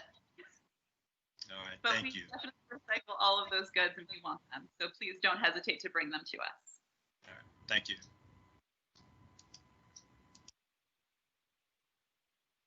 Thank you very much. All right, I guess I'll pass it off to Elaine with In for All. Thank you so much for having us. Thanks so much, Hillary. I saw your post yesterday on the 200 devices, and I have to say that was a huge win for the communities and for you all. Thanks for sharing that. Thank you, commissioners, for having us today. And I want to recognize and acknowledge that you all have been on this Zoom call since 9:30 this morning, and I understand adult development very well and know that I might be hitting your levels of capacity here. So I will try to make my share out engaging and brief. So In for All is a nonprofit organization. We are completing our 36th year doing this work of engaging businesses and schools in Oregon. And in this past year, we served almost 4,000 students in 8 school districts through 25 companies and partnering at almost 33 schools. I say almost because COVID. So what really aligned us with the port, it's been really engaging for me to see the work that's been happening in equity at the port, and it helps me to understand how that timeline has impacted In for All's ability to partner with the port. It's not uncommon in corporate social responsibility and in positions of equity in companies thinking about community for companies to come to community with solutions for problems that have been identified by the company and not by the community. So I think when I look at that timeline for the current work that the port has been engaging in around equity, and I look at how community engagement has become one of the top 3 goals and objectives for the work, it really lends itself to when our partnership started. Last year, we spent our first year engaging the port in their partner school, their STEM Connect school at Scott Elementary in Portland Public Schools. And that really lends itself to this idea of doing work with the community and not for the community. So I have In for All's mission, vision, and value statements up here because it's important for all people who engage with us in our work to understand that our mission is definitely about, it's built on this theoretical framework of civic capacity and community mobilization, and we can't do that without the community. Our community at In for All is made up of the companies that we serve, the teachers who are in the classroom doing the work, and then the students and the non-dominant families that we serve through our programs. So when we talk about the work, it's important also for us that we frame the work at the structural level, because so much of what we understand about the barriers that students of color and students navigating poverty face in Oregon specifically, so much of that conversation has been framed around this deficit narrative of the individual. And we understand that that couldn't be further from the truth. And if you have an opportunity to talk to your port volunteers who've been in their classroom this past year at Scott Elementary, you would hear from them that that couldn't be further from the truth. It really is these structural barriers that are rooted in issues of race, class, gender, identity, disability, sexual orientation, all of those things become the barriers that they navigate on the daily, and also the things that frame how adults think about those deficits or structures that they're navigating. So equity, inclusion, and access are the foundation of our work. And we couldn't do that without recognizing that schools and businesses both share the responsibility and benefit from this expansion of student success. Next slide, please. Thank you. So this is our engagement model at In for All. It's pretty unique to the work that we do in Oregon. And it's meant to engage a student multiple times throughout their K-12 experience. You'll see at the interest level, that's our elementary program, the STEM Connect program. That's where the Port of Portland is currently engaged in our work at Scott Elementary that I was talking about in Portland Public. So our biggest expansion of our work and the most students that we reach currently are at the elementary school level. We serve primarily students of color and students navigating poverty. Almost 60% of the students that we serve in our programs are Black and Brown. And 2/3 of the students that we serve are students whose families qualify for free and reduced lunches. School selection is super important to our engagement model. We still, all students of color and students navigating poverty go to school together. So a school selection for us means that we're focused on a school that has Title I status. They might be a majority minority school. Sometimes the percentages of families accessing free and reduced lunches are a criteria for us, as are achievement scores, so like math and science test scores. We then prioritize our middle schools by the schools that our elementary programs feed into. This is really important to us when we think about as our children's progress through the K-12 experience, the students that they go to school with become more diverse, especially as they get to that high school level. All of our programming is co-created and it's iterative. So co-creation means that we serve students during the school day in their school classroom. That helps us to overcome any access barriers for students who can't access after school programming. Only 25% of the communities that we serve are actually accessing any out of school time programming that you'll know of, like after school and summer programs. So it was hugely important to us that the curriculum and the activities that we build for our programs bring value and meaning to our educators so that we can take up that really valuable seat time for them during the school day. It's iterative in that we get feedback from our students, our business volunteers, and our teachers every year, and we adapt that learning into new iterations of programming year over year. That helps us to be responsive regionally to our communities, how business and school interact with, and the communities that make up our programs in Portland proper are very different than the work that we do out in La Grande or Central Oregon. And by getting this feedback and then building that into an iterative program model, we're able to ensure that we are being culturally relevant and also meeting the unique needs of each of our communities. So COVID happened, right? And this past spring, we closed our offices on March 13th and had all but gotten through our program year of our in-seat work in classrooms with our schools and our business partners.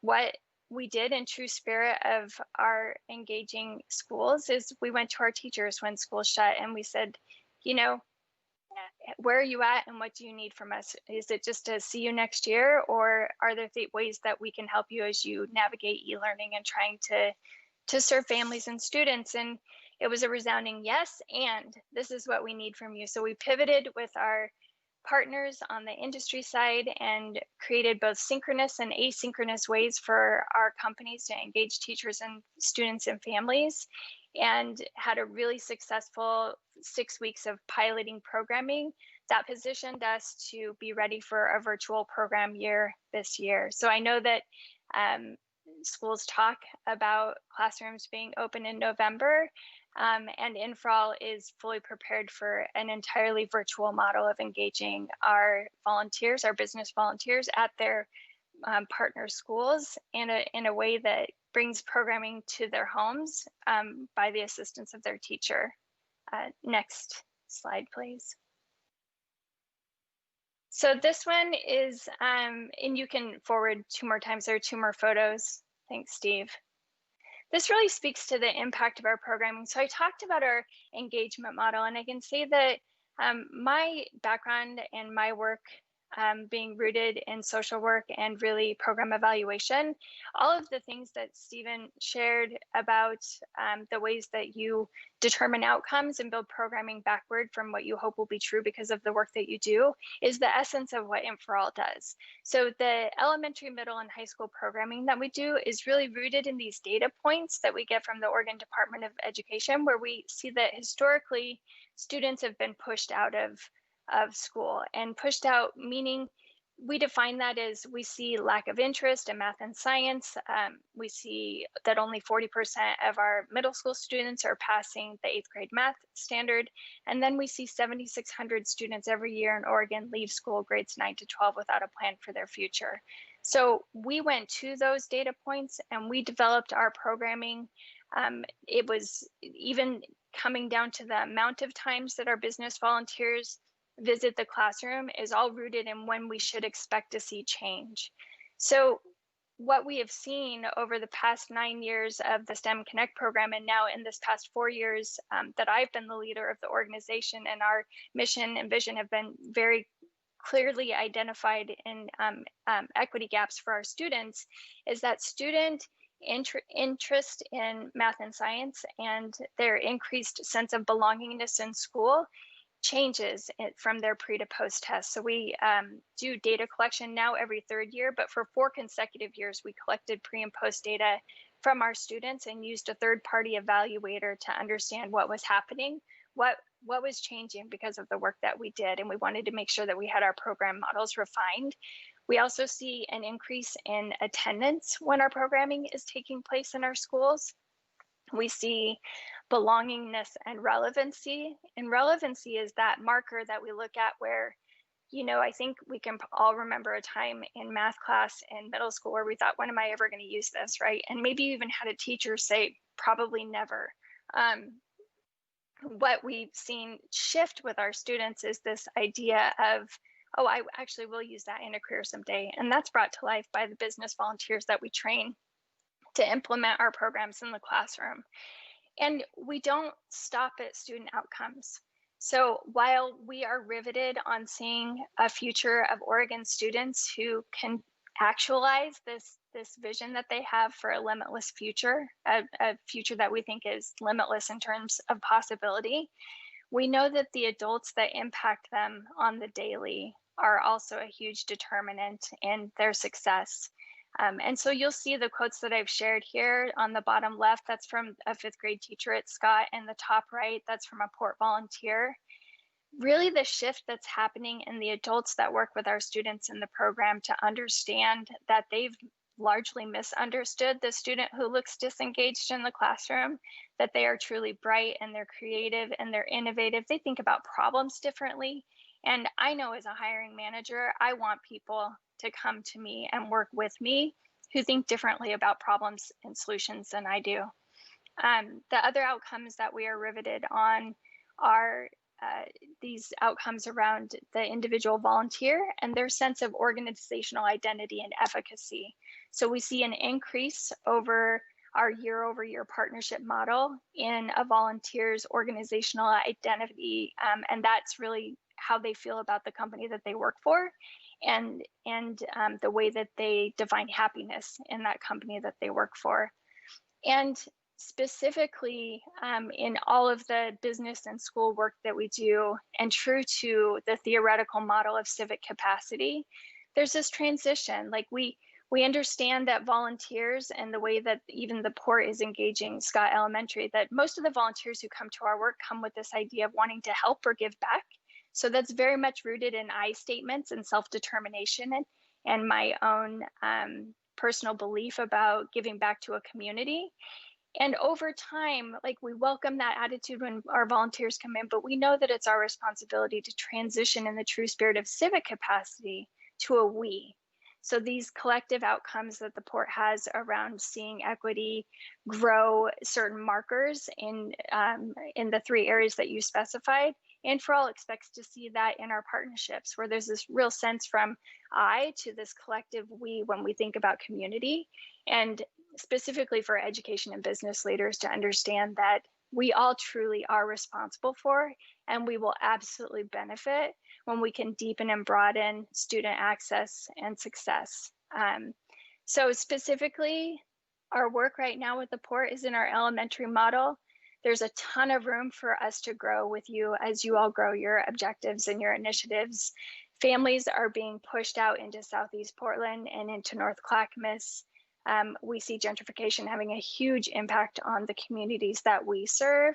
And there are a ton of schools that are reaching out for us for our programs and to partner with us to do the work at their schools. And there's always an opportunity for the Port to grow their work with us to impact more students. So with that, I will end my presentation.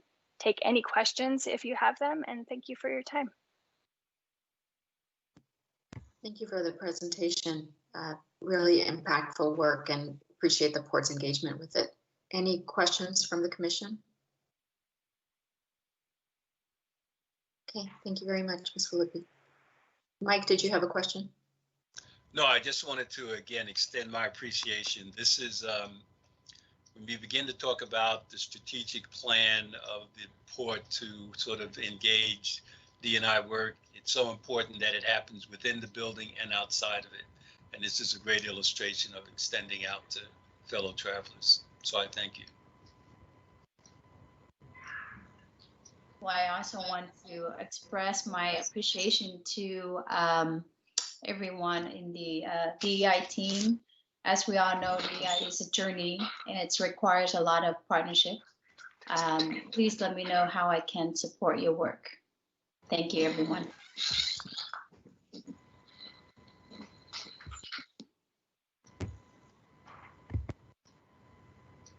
Thank you, Commissioner Lamb.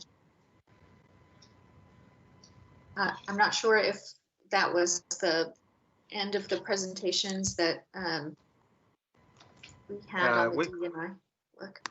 Oh, there was a last slide, but I know we're running out of time, so I can move through this one quickly, or I'm not sure. Oh, let me just go through this quickly. Basically, one of the first things that I failed to mention is that we have two ways that we're trying to collect data. For the program, we have a quantitative method and qualitative method. And the qualitative method, we ask each department to write us a report about what it is that they're doing. And we meet every quarter to discuss our progress and our achievement. And then, as you saw, we also collect the quantitative data that was just shared with you. And so what will be coming up next is we want to develop an online system so that we can actually track properly and be able to report very well what we're doing. And we've just finished writing a report that we're going to share internally and externally with you. And then there'll be some programs that our diversity and inclusion manager, that's Joy Fowler, will be doing to try and make sure that we are elevating the port's DI competency. And then, as Elizabeth indicated, we have engaged an outside consultancy to help us with our tracking of our community engagement work. So these are some of the things that we want to be doing in fiscal year 2021. And with that, I am going to thank our partners that came to present with us. We really appreciate the partnership and for them being on this call. And thank you to the commissioners for having me and my team present to you. It was really a privilege and an honor. Thank you very much. Thank you, Dr. Nakana. Important work, and we're glad to hear of the progress that's been made. Thank you. We will move to the consent items on our agenda now. And I'll ask if any commissioner wants a presentation on the consent items. Okay, I'll read the titles of the consent items. They are appointment and designation of assistant secretaries and appointment and designation of assistant treasurers. Call for a motion and second for approval of the consent items. I will move. So moved. Second. Thank you very much. Pam, could you lead us through a roll call vote, please? Commissioners Alexander, Aye. Kupro-Comas, Aye. Lamb, Aye. Nemi, Aye.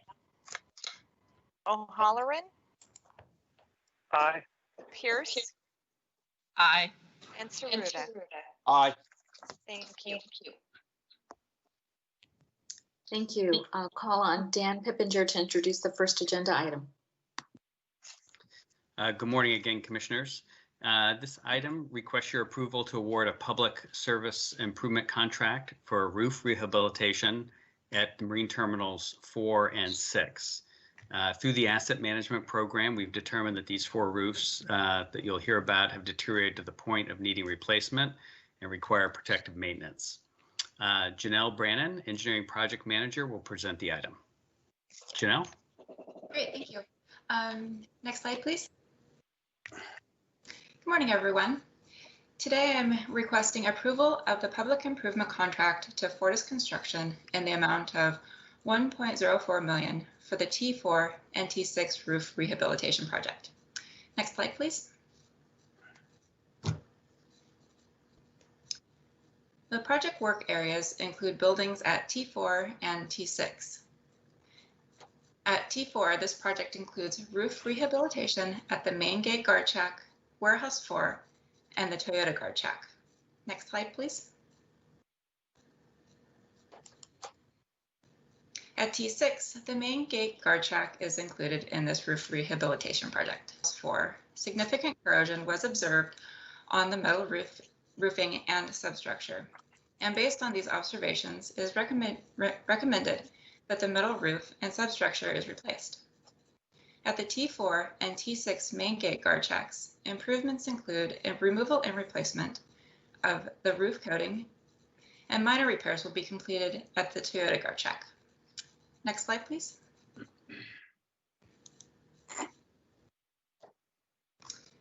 The design for this project was completed earlier this year by the Port's on-call design consultant. And with today's approval of the public improvement contract, construction will occur later this month and into December. Next slide, please.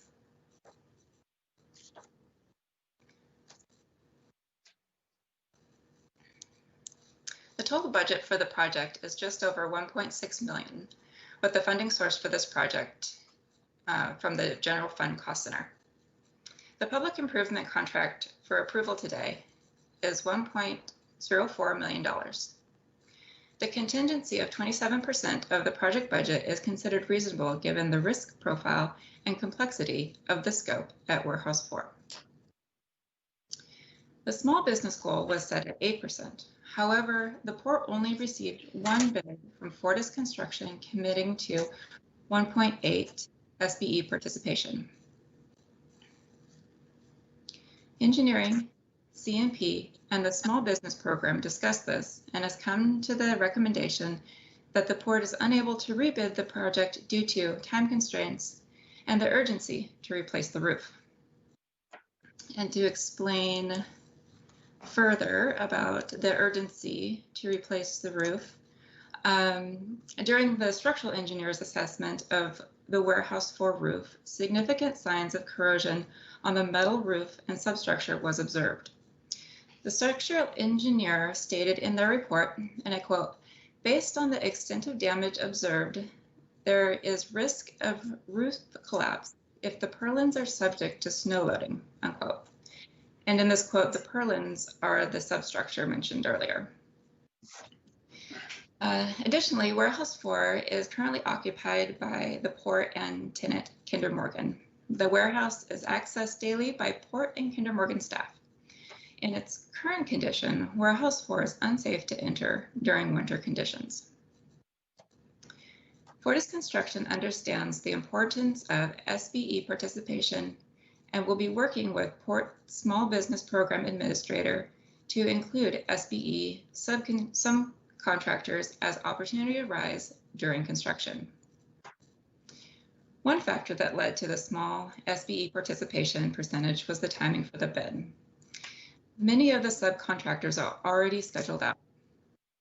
To alleviate this with future projects, we will work closely with planning and asset management to sequence these roofing projects as early as possible and target an optimum timeline for bidding. Next slide, please. Staff requests approval of the Executive Director's recommendation. Thank you. Thank you for the presentation. Do we have questions or comments from the Commission? Yes, Madam President, I did ask that this item be brought back onto the agenda outside of the consent agenda. And the information that has been offered has been very helpful. I guess and I understand the urgency and more important, the timing, and it sounds very much as if the narrow time frame for response impacted on the availability of potential partners. And I understand the commitment that the Port and its staff brings to this small business and minority business participation. I guess my only question is, as you work with many of these contractors, are you confident that in this instance, Fortis was constrained by timing more than past performance in engaging and working with small business and minority business partners? Yeah, great question. I do believe that Fortis reached out to a number of small business subcontractors, and it's a busy time of year, and it is fantastic that the small businesses that they did reach out to are scheduled out for this season. So we were unable to meet our goal, but at the same time, it's great to hear that these businesses are exceeding. But I guess more explicitly, this is a partner who, without the constraints of timing, you would have a high degree of confidence would be able to sort of demonstrate the type of partnership that we're looking for. Absolutely, and I think they have demonstrated that on past projects with the port. I believe Kimberly is on the line and can speak more to past work. Yes, I'm here. Good morning, Commissioner Alexander. Yes, so Fortis Construction has a history of being a good partner with meeting small business and equity goals on projects. In fact, they've been a mentor in the Port's Mentor Protege program for several years now, supporting us on not just our contracts, but within developing small businesses in the community. Right now is the height of construction season. And so what we saw reflected with this particular bid was lack of small businesses responding, but we also saw lack of large businesses responding. So that's an indication that everybody's busy right now, especially in this industry. And we got the small percentage that we got as a result of that. I have no doubt that Fortis is going to maximize other opportunities as they arrive. In fact, we've already met with them, and they've committed to using a small business for some metal fabrication that is now part of the project. Although it's not reflected in the goal, it is now a commitment that we have verbally with them as we continue to find other scopes similar to that to increase participation for this particular project. And Fortis, again, it's not one of the businesses, and they're out there, I'll be honest, but they're not one of the firms where I go, oh boy, I'm going to struggle here. Fortis has a good reputation.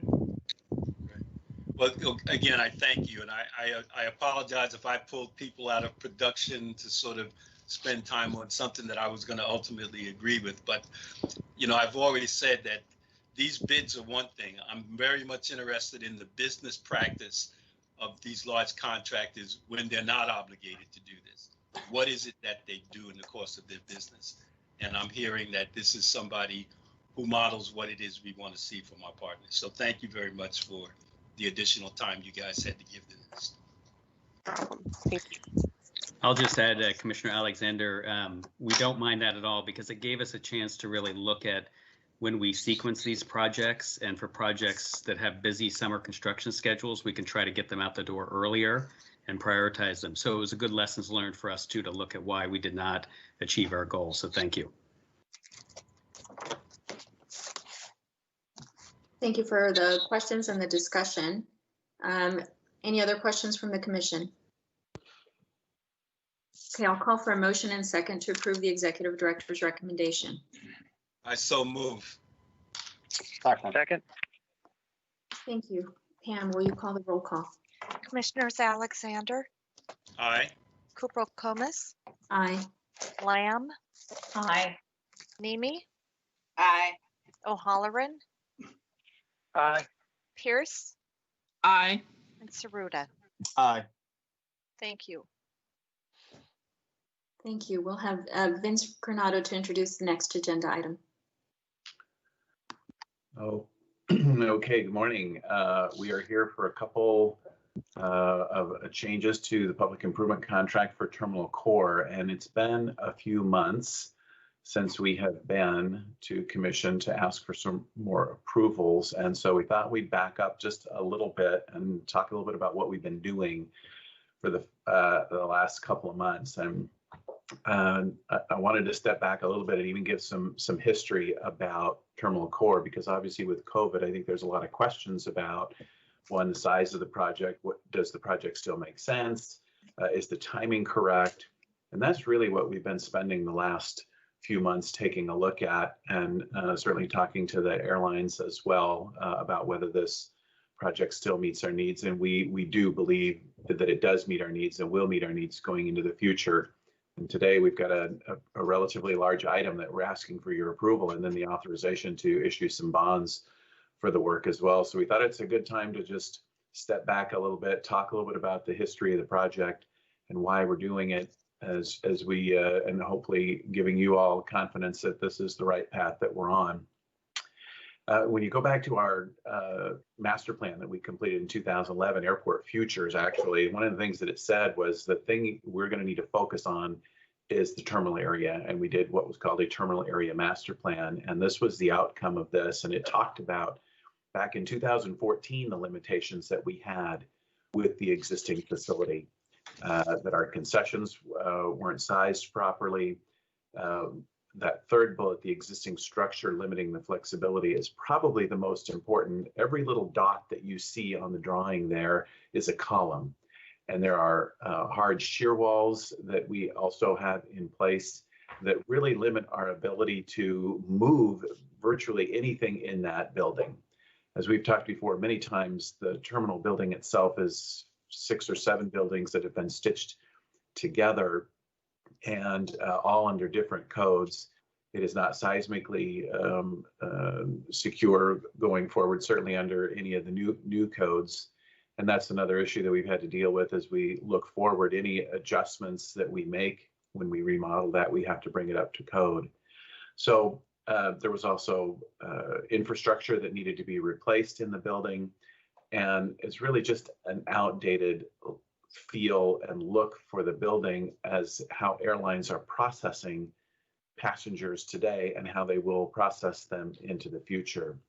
So there were a lot of limitations back in 2014 when we really started coming out of this and looking at the study. If we can go to the next slide, please. So what we did was to go through a design process to create the new building. And we looked initially at, could we reconfigure everything within the existing structure?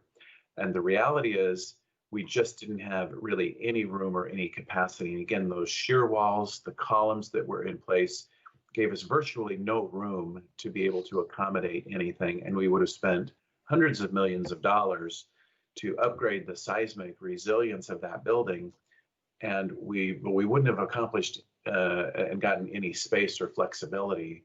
So we came up with this new design, and the red outline that you see on there is the footprint of the existing ticket lobby today. So we're essentially doubling the size of the building.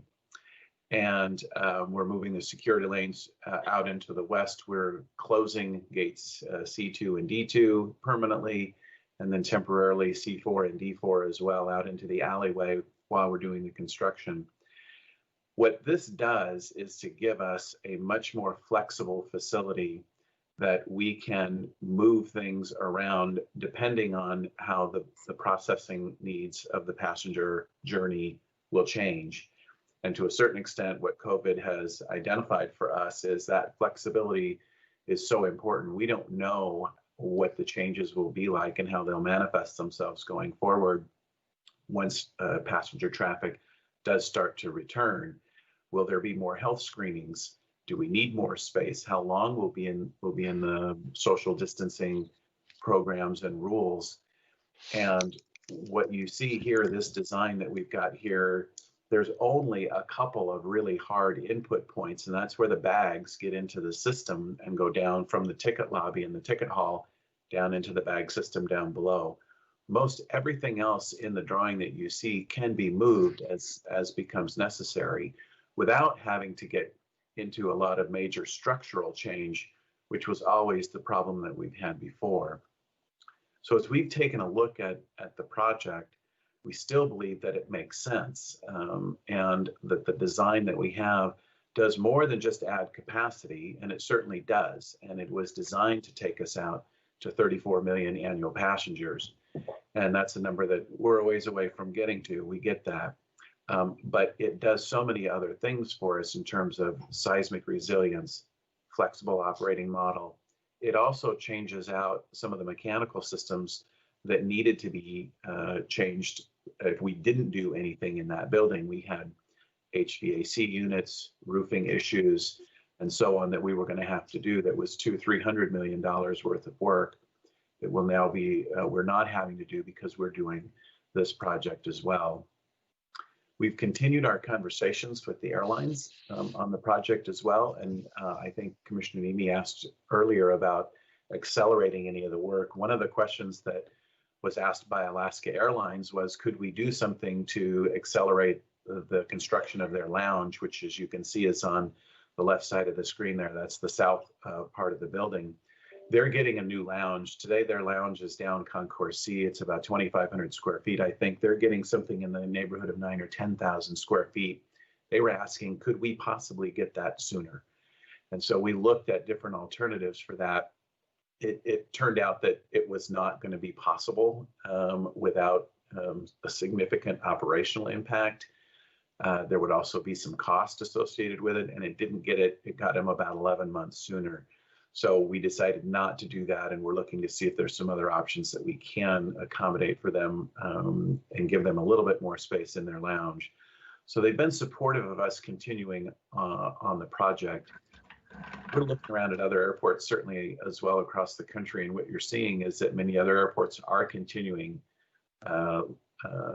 Salt Lake City, San Diego, Houston, are all continuing, Kansas City, LaGuardia, of course, and many of these are further along than we are. But we still believe that this project makes sense for us. And so that's why we're proceeding with some of the contracts that you're seeing here in front of you today, and you'll see a couple more, and then obviously the request to issue the debt as well. So I think I've got one more slide here before I turn it over to George to go through the item itself. For us, we're really focused on our guiding principles, and these remain in place. It's what we set up early on about the customer experience, the design, and the operational efficiency. And again, I'd highlight that adaptable and flexible design component. It's really important for us to be able to adapt and change depending on how airlines are going to be processing passengers in the future. So we continue to be focused on this element of the program. We think it still makes sense to proceed. And so I'm going to stop there and let George go on with his item and the contract amendments that are coming forward, and then obviously around to answer more questions as well. Thanks, Vince. Next, there we go. Thank you. So today we're asking for two actions for the TCOR project. The first, to approve an award for a task order for testing and special structural inspections in about $2 million. And then the main one is a large amendment of the Hoffman-Skanska contract to do the structural and building envelope work at about $230 million. Next slide. So here's an overall image of the terminal core project and the roof. Next slide. What I want to talk through a little bit as we do this is some of the structural components you'll see in these renderings as we go through the presentation. So in this case, you're seeing the Y columns that are a part of this package that hold up the steel work for the roof. They're two 6 foot by 20 foot, 6 foot tall by 20 foot wide steel box columns that support the roof structure. Next slide. The box columns then will hold up all of the skylights, the glue lam beams, and the roof lattice work. Next slide. Here's a picture of the new Oregon Market area. You can see the lattice work in the roof and the glue lam beams. Next slide. Portion of this also includes all the building envelope, which is the roofing components, the skylights, the curtain walls, the windows. So basically this package includes enclosing all of the building and the structure that holds up the mezzanine, the roof, and the remainder of the building. Next slide. It's been about 4 months, I think, since the last time we presented to commission, which seems like forever after 6 straight commission items. But earlier commission, I think it was March timeframe, approved the utility work. So I want to show you a couple of pictures of what's been happening out at the terminal building. This is the area between the alleyway between Concourse C and Concourse D, between gates C2 and C4. Within the footprint of the western expansion will be the sanitary sewer lift station, and also within the footprint of the western expansion is all the aviation fuel lines. So those need to be moved out of the footprint of the building. They'll be lowered about 25 feet below grade. So this is the start of the construction activities that occur. So the fuel lines will go bored directly under Concourse C, next slide, and under Concourse D. So that work started.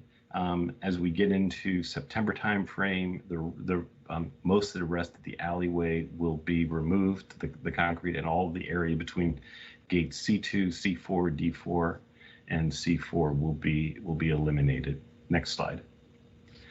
By the December timeframe, the loading dock will no longer be operational. Commission approved the Central Receiving and Distribution Center earlier this year. That construction is ongoing for a distribution of materials to our concessions and the terminal operations, but the waste distribution portion of the componentry needs to be replaced. And this is now building a new waste nodes on both the north side and the south side to support operations at the terminal building. Next slide.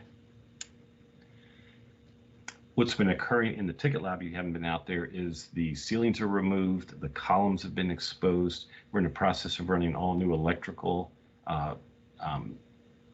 conduits and wiring to support all the new services that will be eliminated as a part of the construction and the demolition, but they clearly need to be replaced. Lighting, HVAC, fire alarms, speaker systems all need to be updated, so they'll be ongoing. So this is what the ticket lobby looks like today. Next slide. From a project perspective, we've been, as Vince talked about, doing this since 2015. That was the first time Commission saw this. Design development is ongoing. The ZGF team will complete the main portion of design June of next year.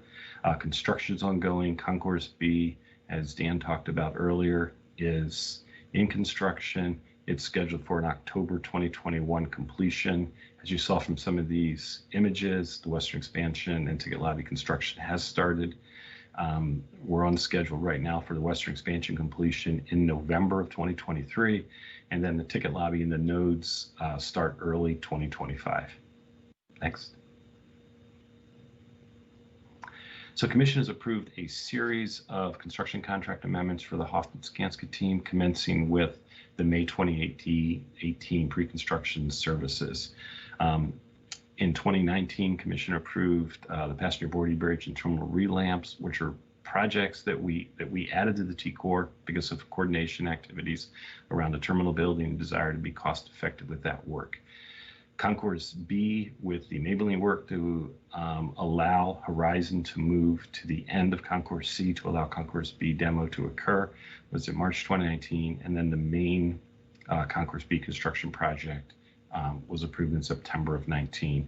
After a couple of relatively small awards, we really started the work to prep for this package. So in February, Commission approved the logistics center and a prefab yard, which is where the roof will be constructed over by the fire station. That prefab yard is mostly complete. It's about over 20 acres of land that is prepared for the roof construction to occur. March of 2020, Commission approved the site utility work, as you saw the images are, which gets the footprint of the western expansion freed so the construction can occur, and then the piling subcontractors for all the subgrade work to hold up the roof. Also, I missed in February the column enabling work that will prepare the space behind Bag Road in the deplaning level to open up the area for the piles to be installed that will hold up the roof.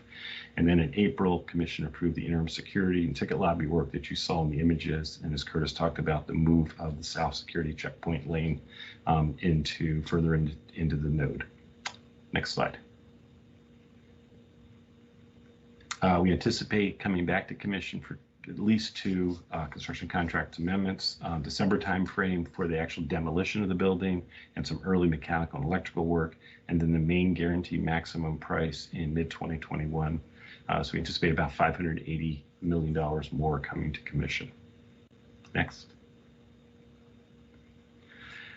Overall project remains on budget at $1.65 billion with about $1.15 billion for the construction. Contingency is about $175 million, about 12%, which is a little bit tight, but still consistent with what we think would be acceptable on a project of this complexity.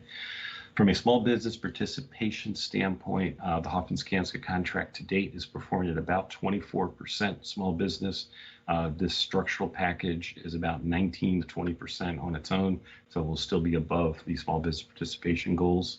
The design small business participation is a little bit below, but we'll be bringing to commission an amendment in October for ZJEF, and we'll give you an update on how they're tracking. Next slide. So the two contracts today, the first one is for the testing and special inspections, which are really structural tests that are mandated by state structural code and then negotiated between us and the city for how do we do that. The initial task order, we don't have initial task order yet. The Concourse B work was done through Maze Testing, one of the other contractors we have on call. Traditionally, the commission does not see a testing and special inspections contract because it doesn't rise up to the size of $500,000, but this is such a big project. So this is about $2 million for PSI. We anticipate sometime in, say, early 2024, we'll be back, maybe back for an amendment to include some of the node construction. The Hoffman-Skanska construction contract is about $307 million. With this amendment, the total contract will be almost $540 million. Next slide. Task ask approval of the executive director recommendation. Any questions for Vince or I? Thanks, George. I'm sure there'll be questions. It's a very large amount of money. I guess to start, I wonder, the other amendments we've had so far have been significantly less than that. How do you guys determine what the size of a package that's going to the contractor at a particular point is? In other words, why is one 70 million and another one 230? It is really the coordination between the design, when the packages are released, and the construction bidding work. So there's with the CMGC contract, there's a significant overlap between design and construction, which kind of goes back to Dan's comment earlier about why we couldn't accelerate the whole project, because the design sequence, you really can't accelerate much. So it's really just a timing issue, and we have that opportunity to overlap the two and combine them where it makes the most sense. Thank you. My other question is relates to the just the cost, and you, Vince, mentioned that you've been in communications with the airlines about continuing cost here, and folks sort of being eager for us to continue and maybe accelerate some of the work. Is there any concern about sort of our ability to repay? I know we'll be talking about the bonds next, but our ability to finance this.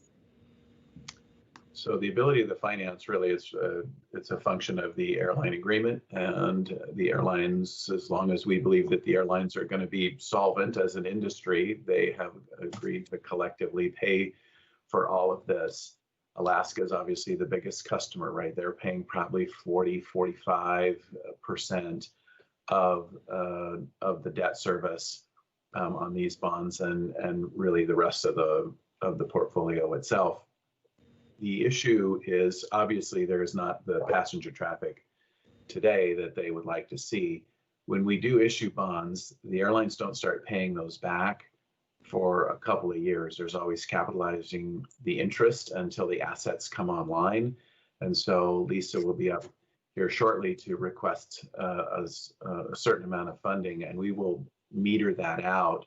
So that's one of the benefits that we get, is they don't get this all at once. It'll be phased in over some time. And so the bond issuance that we will do here sometime, hopefully in the fall, they won't start paying back for a couple of years. And then we'll come back maybe a year after that, and we'll do it in small bite-sized chunks. So we're spending it quickly, but the payments don't hit everybody all at once. And again, we believe over the long term that the amount of the debt service here is reasonable, that the airlines can afford it. It's obviously going to be on a higher per passenger basis for a period of time. But at the end of the day, we believe that it is not an unreasonable level for them, and they've been supportive of us to continue to do that. Thank you, Vince. Other questions? Yeah, I have one question. Does Please go ahead, Commissioner. this assume a recovery from the airlines on a certain period? Not really, to tell you the truth. I mean, we're going to build the envelope. We're going to have the structure available for them. The intent of the building was to accommodate 34 million annual passengers, which we thought would get us out into about 2035. Will we get to that level in 2035? Or is it going to take us a little bit longer to get there? When we look at passenger growth, we are assuming about 2 to 2.3% of growth per year over a 20-year period. And obviously it's down significantly now, and it's going to take some time to get back up. So does it take 3 years or 4 years to get back to the level that we were at last year? And then how fast does it go from there? So it really doesn't contemplate necessarily that certain growth. Our metrics obviously will be different depending on how those passenger numbers come back. But we still do believe that the footprint is the right size to accommodate the amount of traffic that we'll have over here for the long term. Thank you. Any other questions?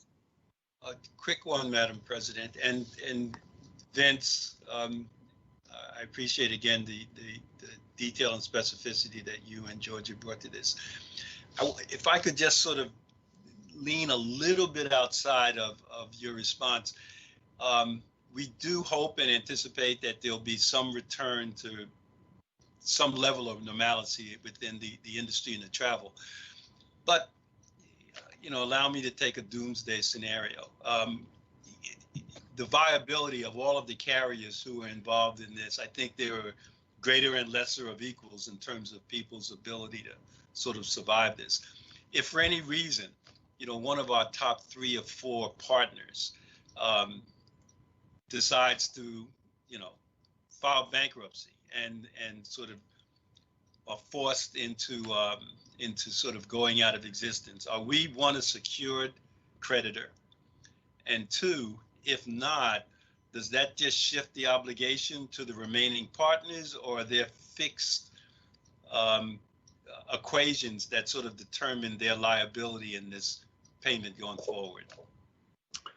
Yeah, I'd say one of the benefits that we have here at PDX is the fact that the distribution of the traffic is over a large number of carriers. There are some airports, DFW, for example, where American is 70–80% of the traffic.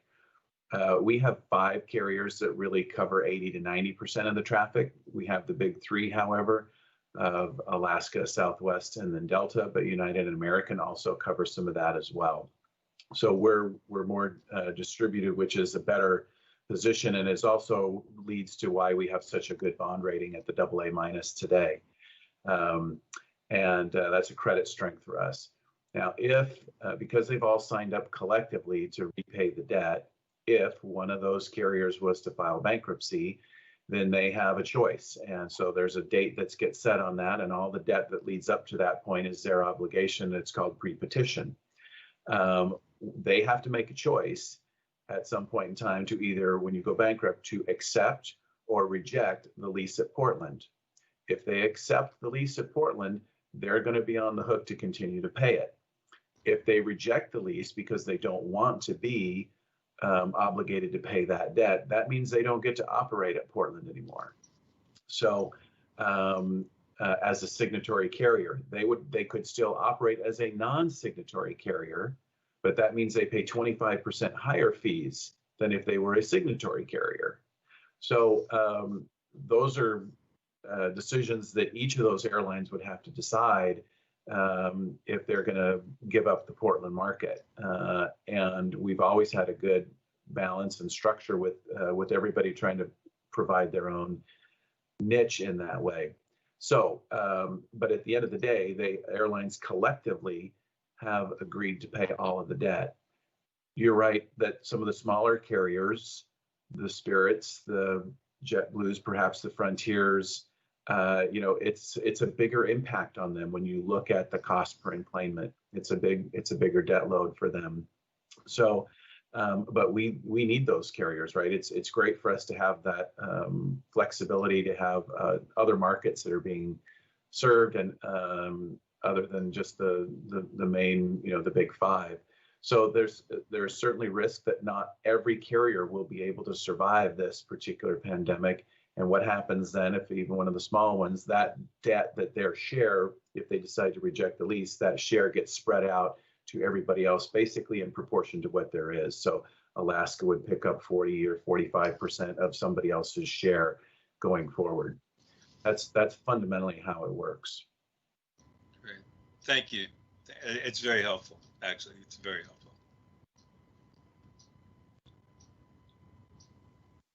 Any other questions from the commission? Okay, hearing none. This is Meg. It's more of a comment. I just appreciate the questions of the previous commissioners. I do feel like it is a real question of what will happen with the industry at this point. So these are serious decisions. So thank you. Thank you, Commissioner. I'll call for a motion and second to approve the Executive Director's recommendation. So moved. Second. Thank you. Any further discussion? All right, Pam, would you lead us through the roll call vote, please? Commissioners Alexander, Aye. Cooper-Comas, Aye. Lamb, Aye. Nemi, Aye. O'Halloran, Aye. Pierce, Aye. and Saruda. Aye. Thank you. Thank you. We'll move on to our next item. Okay. Thank you. Good morning, commissioners. This agenda item requests authorization to issue bonds in an amount not to exceed $700 million for the Series 27 airport revenue bonds. The bond proceeds will be used to fund Terminal Core, which you just heard about, Concourse B, and the rental car center floors 2 through 4. Additionally, the bond proceeds will be used to fund required reserves, capitalize interest on these bonds and some previously issued bonds, repaying outstanding commercial paper notes, and to pay for cost of issuance. And we all know that as a result of COVID-19, the overall economy, particularly the capital markets, have really experienced significant disruptions. And just to put that in context, when we look at the airport issuance over the calendar year for 2020, I can tell you that that issuance has been down about 48%.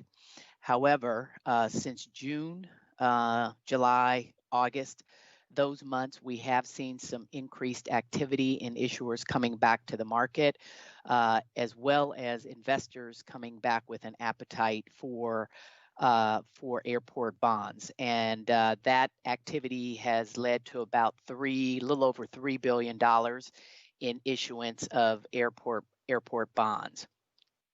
So just due to the uncertainty, within these capital markets and what we anticipate will be the reception of airport bonds going forward, our plan of finance that'll be outlined today by Lisa Fedeli anticipates that we will issue long-term bonds, long-term fixed rate bonds. And we have also taken a look at the debt portfolio to identify any opportunities for savings in the way of doing refinancings or refundings of some of those bonds to create a little more debt service relief, if you will. And so we've evaluated our Series 2021, or actually, I'm sorry, a Series 21 issue, and there may be an opportunity for us to achieve some savings that will be consistent with our debt policy, our debt management policy. But that will be a decision once we bring the issue to market, and if the market conditions warrant, then we'll certainly move forward with that. So at this time, as I mentioned, Lisa Fideli, our Director of Capital Finance and Debt Management, is here to present the recommendation this morning. Following Lisa's presentation, Suzanne Kelly, our Director of Budget Financial Planning and Analysis, will present the supplemental budget for the Series 27 bond issuance. And since that supplemental budget item will increase two funds by more than 10%, a public hearing is required and will follow her presentation. So with that, I will turn it over to Lisa for her presentation. Thanks, Antoinette. Next slide, please. Good afternoon, everyone. This item requests approval of Ordinance 471B, which would authorize the sale, as Antoinette said, of up to $700 million of Series 27 airport revenue bonds. As you heard from Vince and George, the Terminal Core project's progressing. To date, the Port has issued $112 million in bonds for design of the Terminal Core project, $19 million of which were issued in January 2017, and $93 million of which were issued in April of 2019. Commercial paper notes have also provided interim funding for Terminal Core construction costs to date, as well as costs incurred to date on the Concourse B and Rental Car Center floors 2 through 4 projects. Next slide, please.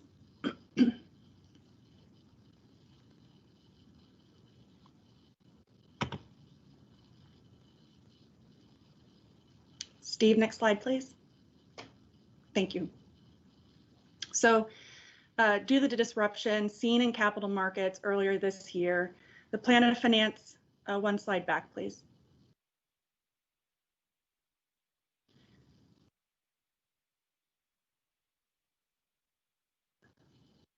The Plan of Finance has a minimum amount of planned issuance as well as a maximum amount of potential issuance. If the minimum amount is issued, there would be a second issuance later this fiscal year in the spring. However, if market conditions are favorable in the fall and the Port receives high investor demand for its bonds, the Port could upsize the amount of bonds issued as part of Series 27, which would provide us the ability to not have to issue bonds again until as late as summer or fall of 2022. In either scenario, the Series 27 bonds are intended to fund all of the Concourse B and the Rental Car Center floors 2 through 4 projects. As shown on this slide, the minimum project funding would then provide Terminal Core construction funding through the end of this calendar year. If we were able and chose to upsize to the proposed maximum funding amount, the Series 27 bonds would instead fund Terminal Core construction through the end of calendar year 2021, so an additional year of projected spend, as well as provide funding for the remaining Terminal Core design costs and funding for 2 other large projects being constructed in this timeframe, which are the North Ramp and the fire system replacement projects. Next slide, please.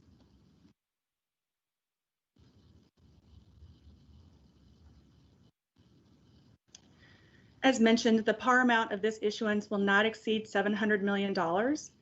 That money will fund the projects previously discussed, repay short-term commercial paper debt, pay for required capitalized interest on these bonds, as well as a portion of the Series 25 bonds, and pay for related issuance costs and requirements.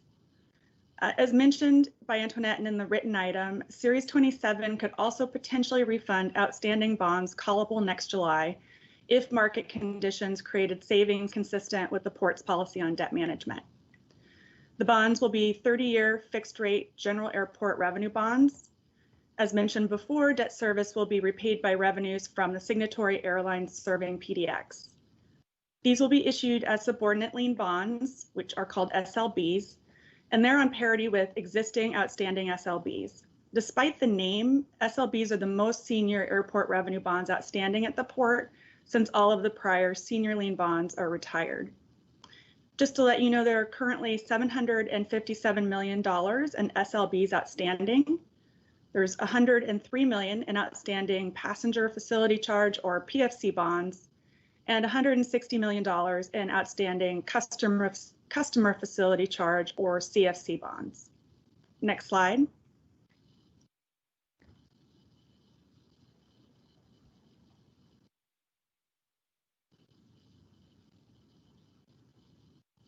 Today, approval of the Series 27 ordinance is requested. In August and September, a rating will be sought from Standard & Poor's, who rates all of the port's bonds. The SLBs are currently rated AA-, as Vince mentioned, and were placed on negative outlook in March, along with all other U.S. airports, after airports started to experience impacts from the COVID pandemic. Then this past Friday, Standard & Poor's placed the port's rating on credit watch negative, along with 99 other credits from 63 other U.S. airport issuers. The plan is to price and close the bonds in the September to October timeframe. However, if the municipal bond market experiences significant disruptions again during this time period, resulting from something such as a resurgence of COVID-19, then the port expects the financing schedule to be extended and will enter the market when appropriate to meet the objectives of the financing. Next slide. There are specific actions that need to take place with the approval of an ordinance, so I want to read the recommendation.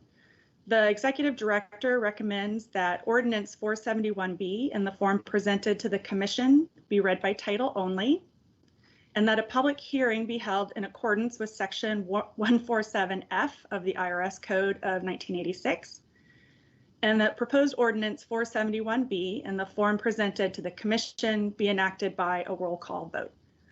I just want to note that because of technology challenges in this remote work environment, the ordinance delegates to staff the holding of the public hearing, which is scheduled for later this month on the 27th. With that, I'm open for questions. Thank you, Lisa, for the presentation. I had a number of questions, some of which you answered in your presentation. I guess one of the remaining ones, you mentioned the Friday action by Standard & Poor's. I wonder if they designated or let us know at all what the distinction was between the 63-ish credits that they are put on watch and the others. So when they did the action back in March and put everyone on outlook negative, they did that on 100% of the airport credits. The 63 issuers that represent 99 different credits on Friday are essentially the ones that, I'll just be honest, they have not already downgraded. So they have taken numerous actions since March with their original action in March where they put everyone on outlook negative. They said 1 in 3 issuers would likely be downgraded in the near term, and they actually have downgraded 100%. So moving into a more firm stance of a more severe stance of credit watch negative really is indicating that they're going to start downgrading everyone that they review. So we're preparing for that. Thank you, and I assume that that will increase the cost of the financing for us. Have we started looking at that at all? Has there been some work done on what the cost will be here? It's hard to, we've talked about, well, first of all, we're trying to take a strategy of trying to convince them that we should still be a AA-. And so it is hard to know how the market will react. And in my opinion, and Antoinette can speak up too, I will. I think the fact that Standard & Poor's is downgrading everybody waters down the downgrade. Other rating agencies are not taking that aggressive of a stance and are looking at the long term. And so we're not sure if there will be a significant rate impact because of the downgrade. And investors do a lot of their own research as well, and they're going to form their own opinion on the creditworthiness of PDX. Antoinette? Yes, and Commissioner, if I could just add here, I had mentioned earlier that the issuance had been down considerably, but for this year, for this calendar year, but what we have seen is an increase in activity. And what that means is a couple of things. That means that the investors have collectively deemed that airports are essential and provide essential services. And when they go in to do their due diligence on the various airports, obviously Portland included, they are taking that into consideration, and that has caused the investors to come back into the marketplace and be buyers of airport bonds. And so if you look at the activity that has taken place with, say, for instance, we're following all the pricings. San Francisco was just in the market. LAX was just in the market. DFW was just in the market over those months that I described for this summer. And we are actually seeing not much pricing differential. Actually, the pricing has been pretty aggressive, which signals to us that, again, the investors are saying, we still believe in airports at this point in time, I should say. We still believe in airports. We believe that they're an essential service, and they are stepping to the table to actually buy those bonds. So the pricing differential hasn't been as significant as you would think given a downgrade, if that answers the question. It does. Thank you. That's really helpful. Will we be prepared to continue to finance some of this through the commercial paper notes if the market doesn't recover in the way we need it to? Absolutely. The commercial paper, based on the current forecast, will take us out at least till April. And I look at it every month, look at the actual spent to date and the new forecast. So we have some cushion before commercial paper is actually at its capacity. And once we issue these bonds, whether it be in October or if we end up getting delayed, commercial paper goes back to its full $300 million to fund the next $300 million of Terminal 4 expenses as it's spent. Thank you very much. Other questions from the commission?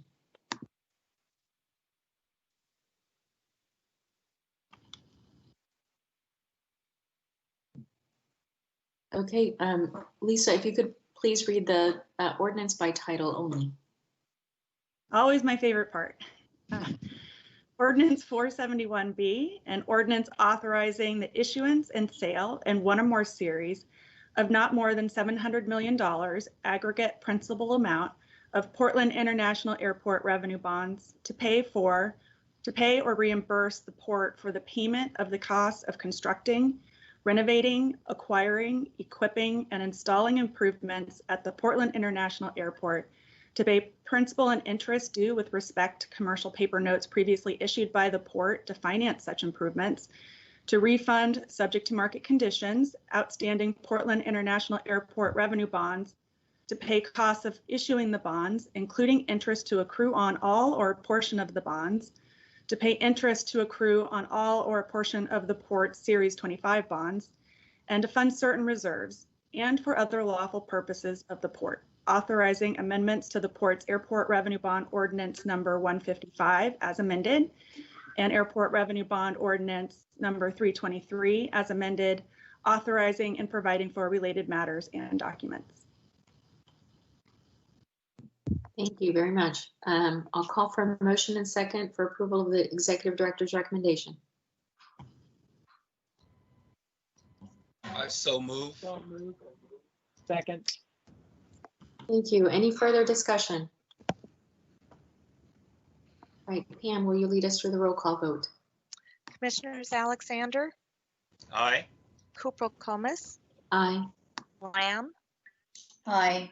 O'Halloran, Aye. Pierce, Aye. and Saruda. Aye. Thank you. Thank you. Ms. Chandler will introduce the final agenda item. Okay. I'm going to, as I mentioned earlier, and I'll just recap here, Suzanne Kinney, our Director of Budget and Financial Planning, is going to present the supplemental budget for the Series 27 bonds. And again, because the supplemental budget increases two funds by more than 10. Just a reminder, a public hearing is required following her presentation. So with that, I will turn it over to Suzanne. Thank you, Antoinette, and good morning. I recognize this has been a long morning today and appreciate your time. This agenda item and supplemental budget address the technical appropriation adjustments needed to provide for the earlier issuance and potentially higher issue amount of the Portland International Airport Bonds Series 27 that Lisa just reviewed in her agenda item. And as Antoinette noted, the proposed supplemental budget changes exceed expenditure appropriations in two funds by more than 10%. So we'll have a public hearing on this supplemental budget as well. I'll review the proposed supplemental budget, and then I'll turn it over to President Kupel-Comas to open the public hearing. And following the public hearing, I'll request commission approval of the agenda item and supplemental budget. So at the time the fiscal year 2020-21 budget was developed, the Series 27 bond issue was anticipated and budgeted at $460 million in the spring of 2021. Based on the updated PDX Next capital funding plans and anticipated market conditions that you've heard earlier this morning, the Series 27 bond issue is being adjusted from the spring of 2021 to the fall of 2020.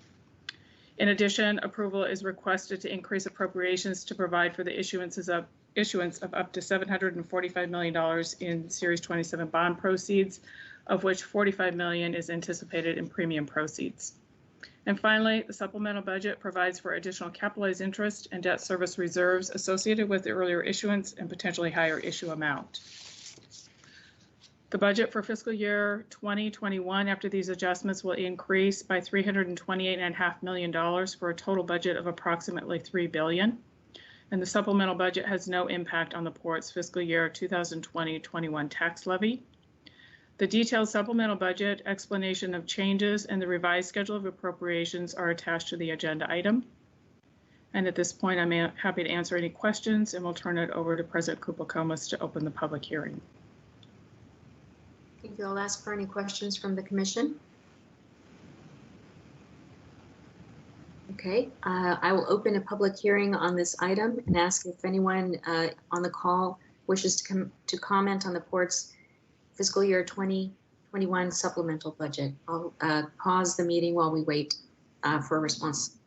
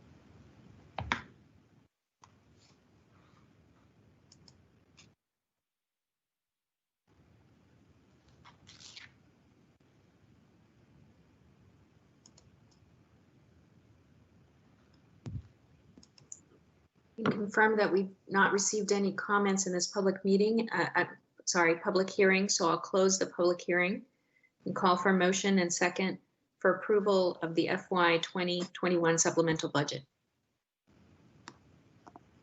So moved. Second. Any further discussion? All right, Pam, will you lead us through the roll call vote, please? Commissioners Alexander, Aye. Kupel-Comas, Aye. Lamb, Aye. O'Halloran, Aye. Pierce, Aye. and Saruda. Aye. Thank you very much, commissioners and staff, and we'll adjourn the meeting. Thank you. Thank you. Thanks, everyone.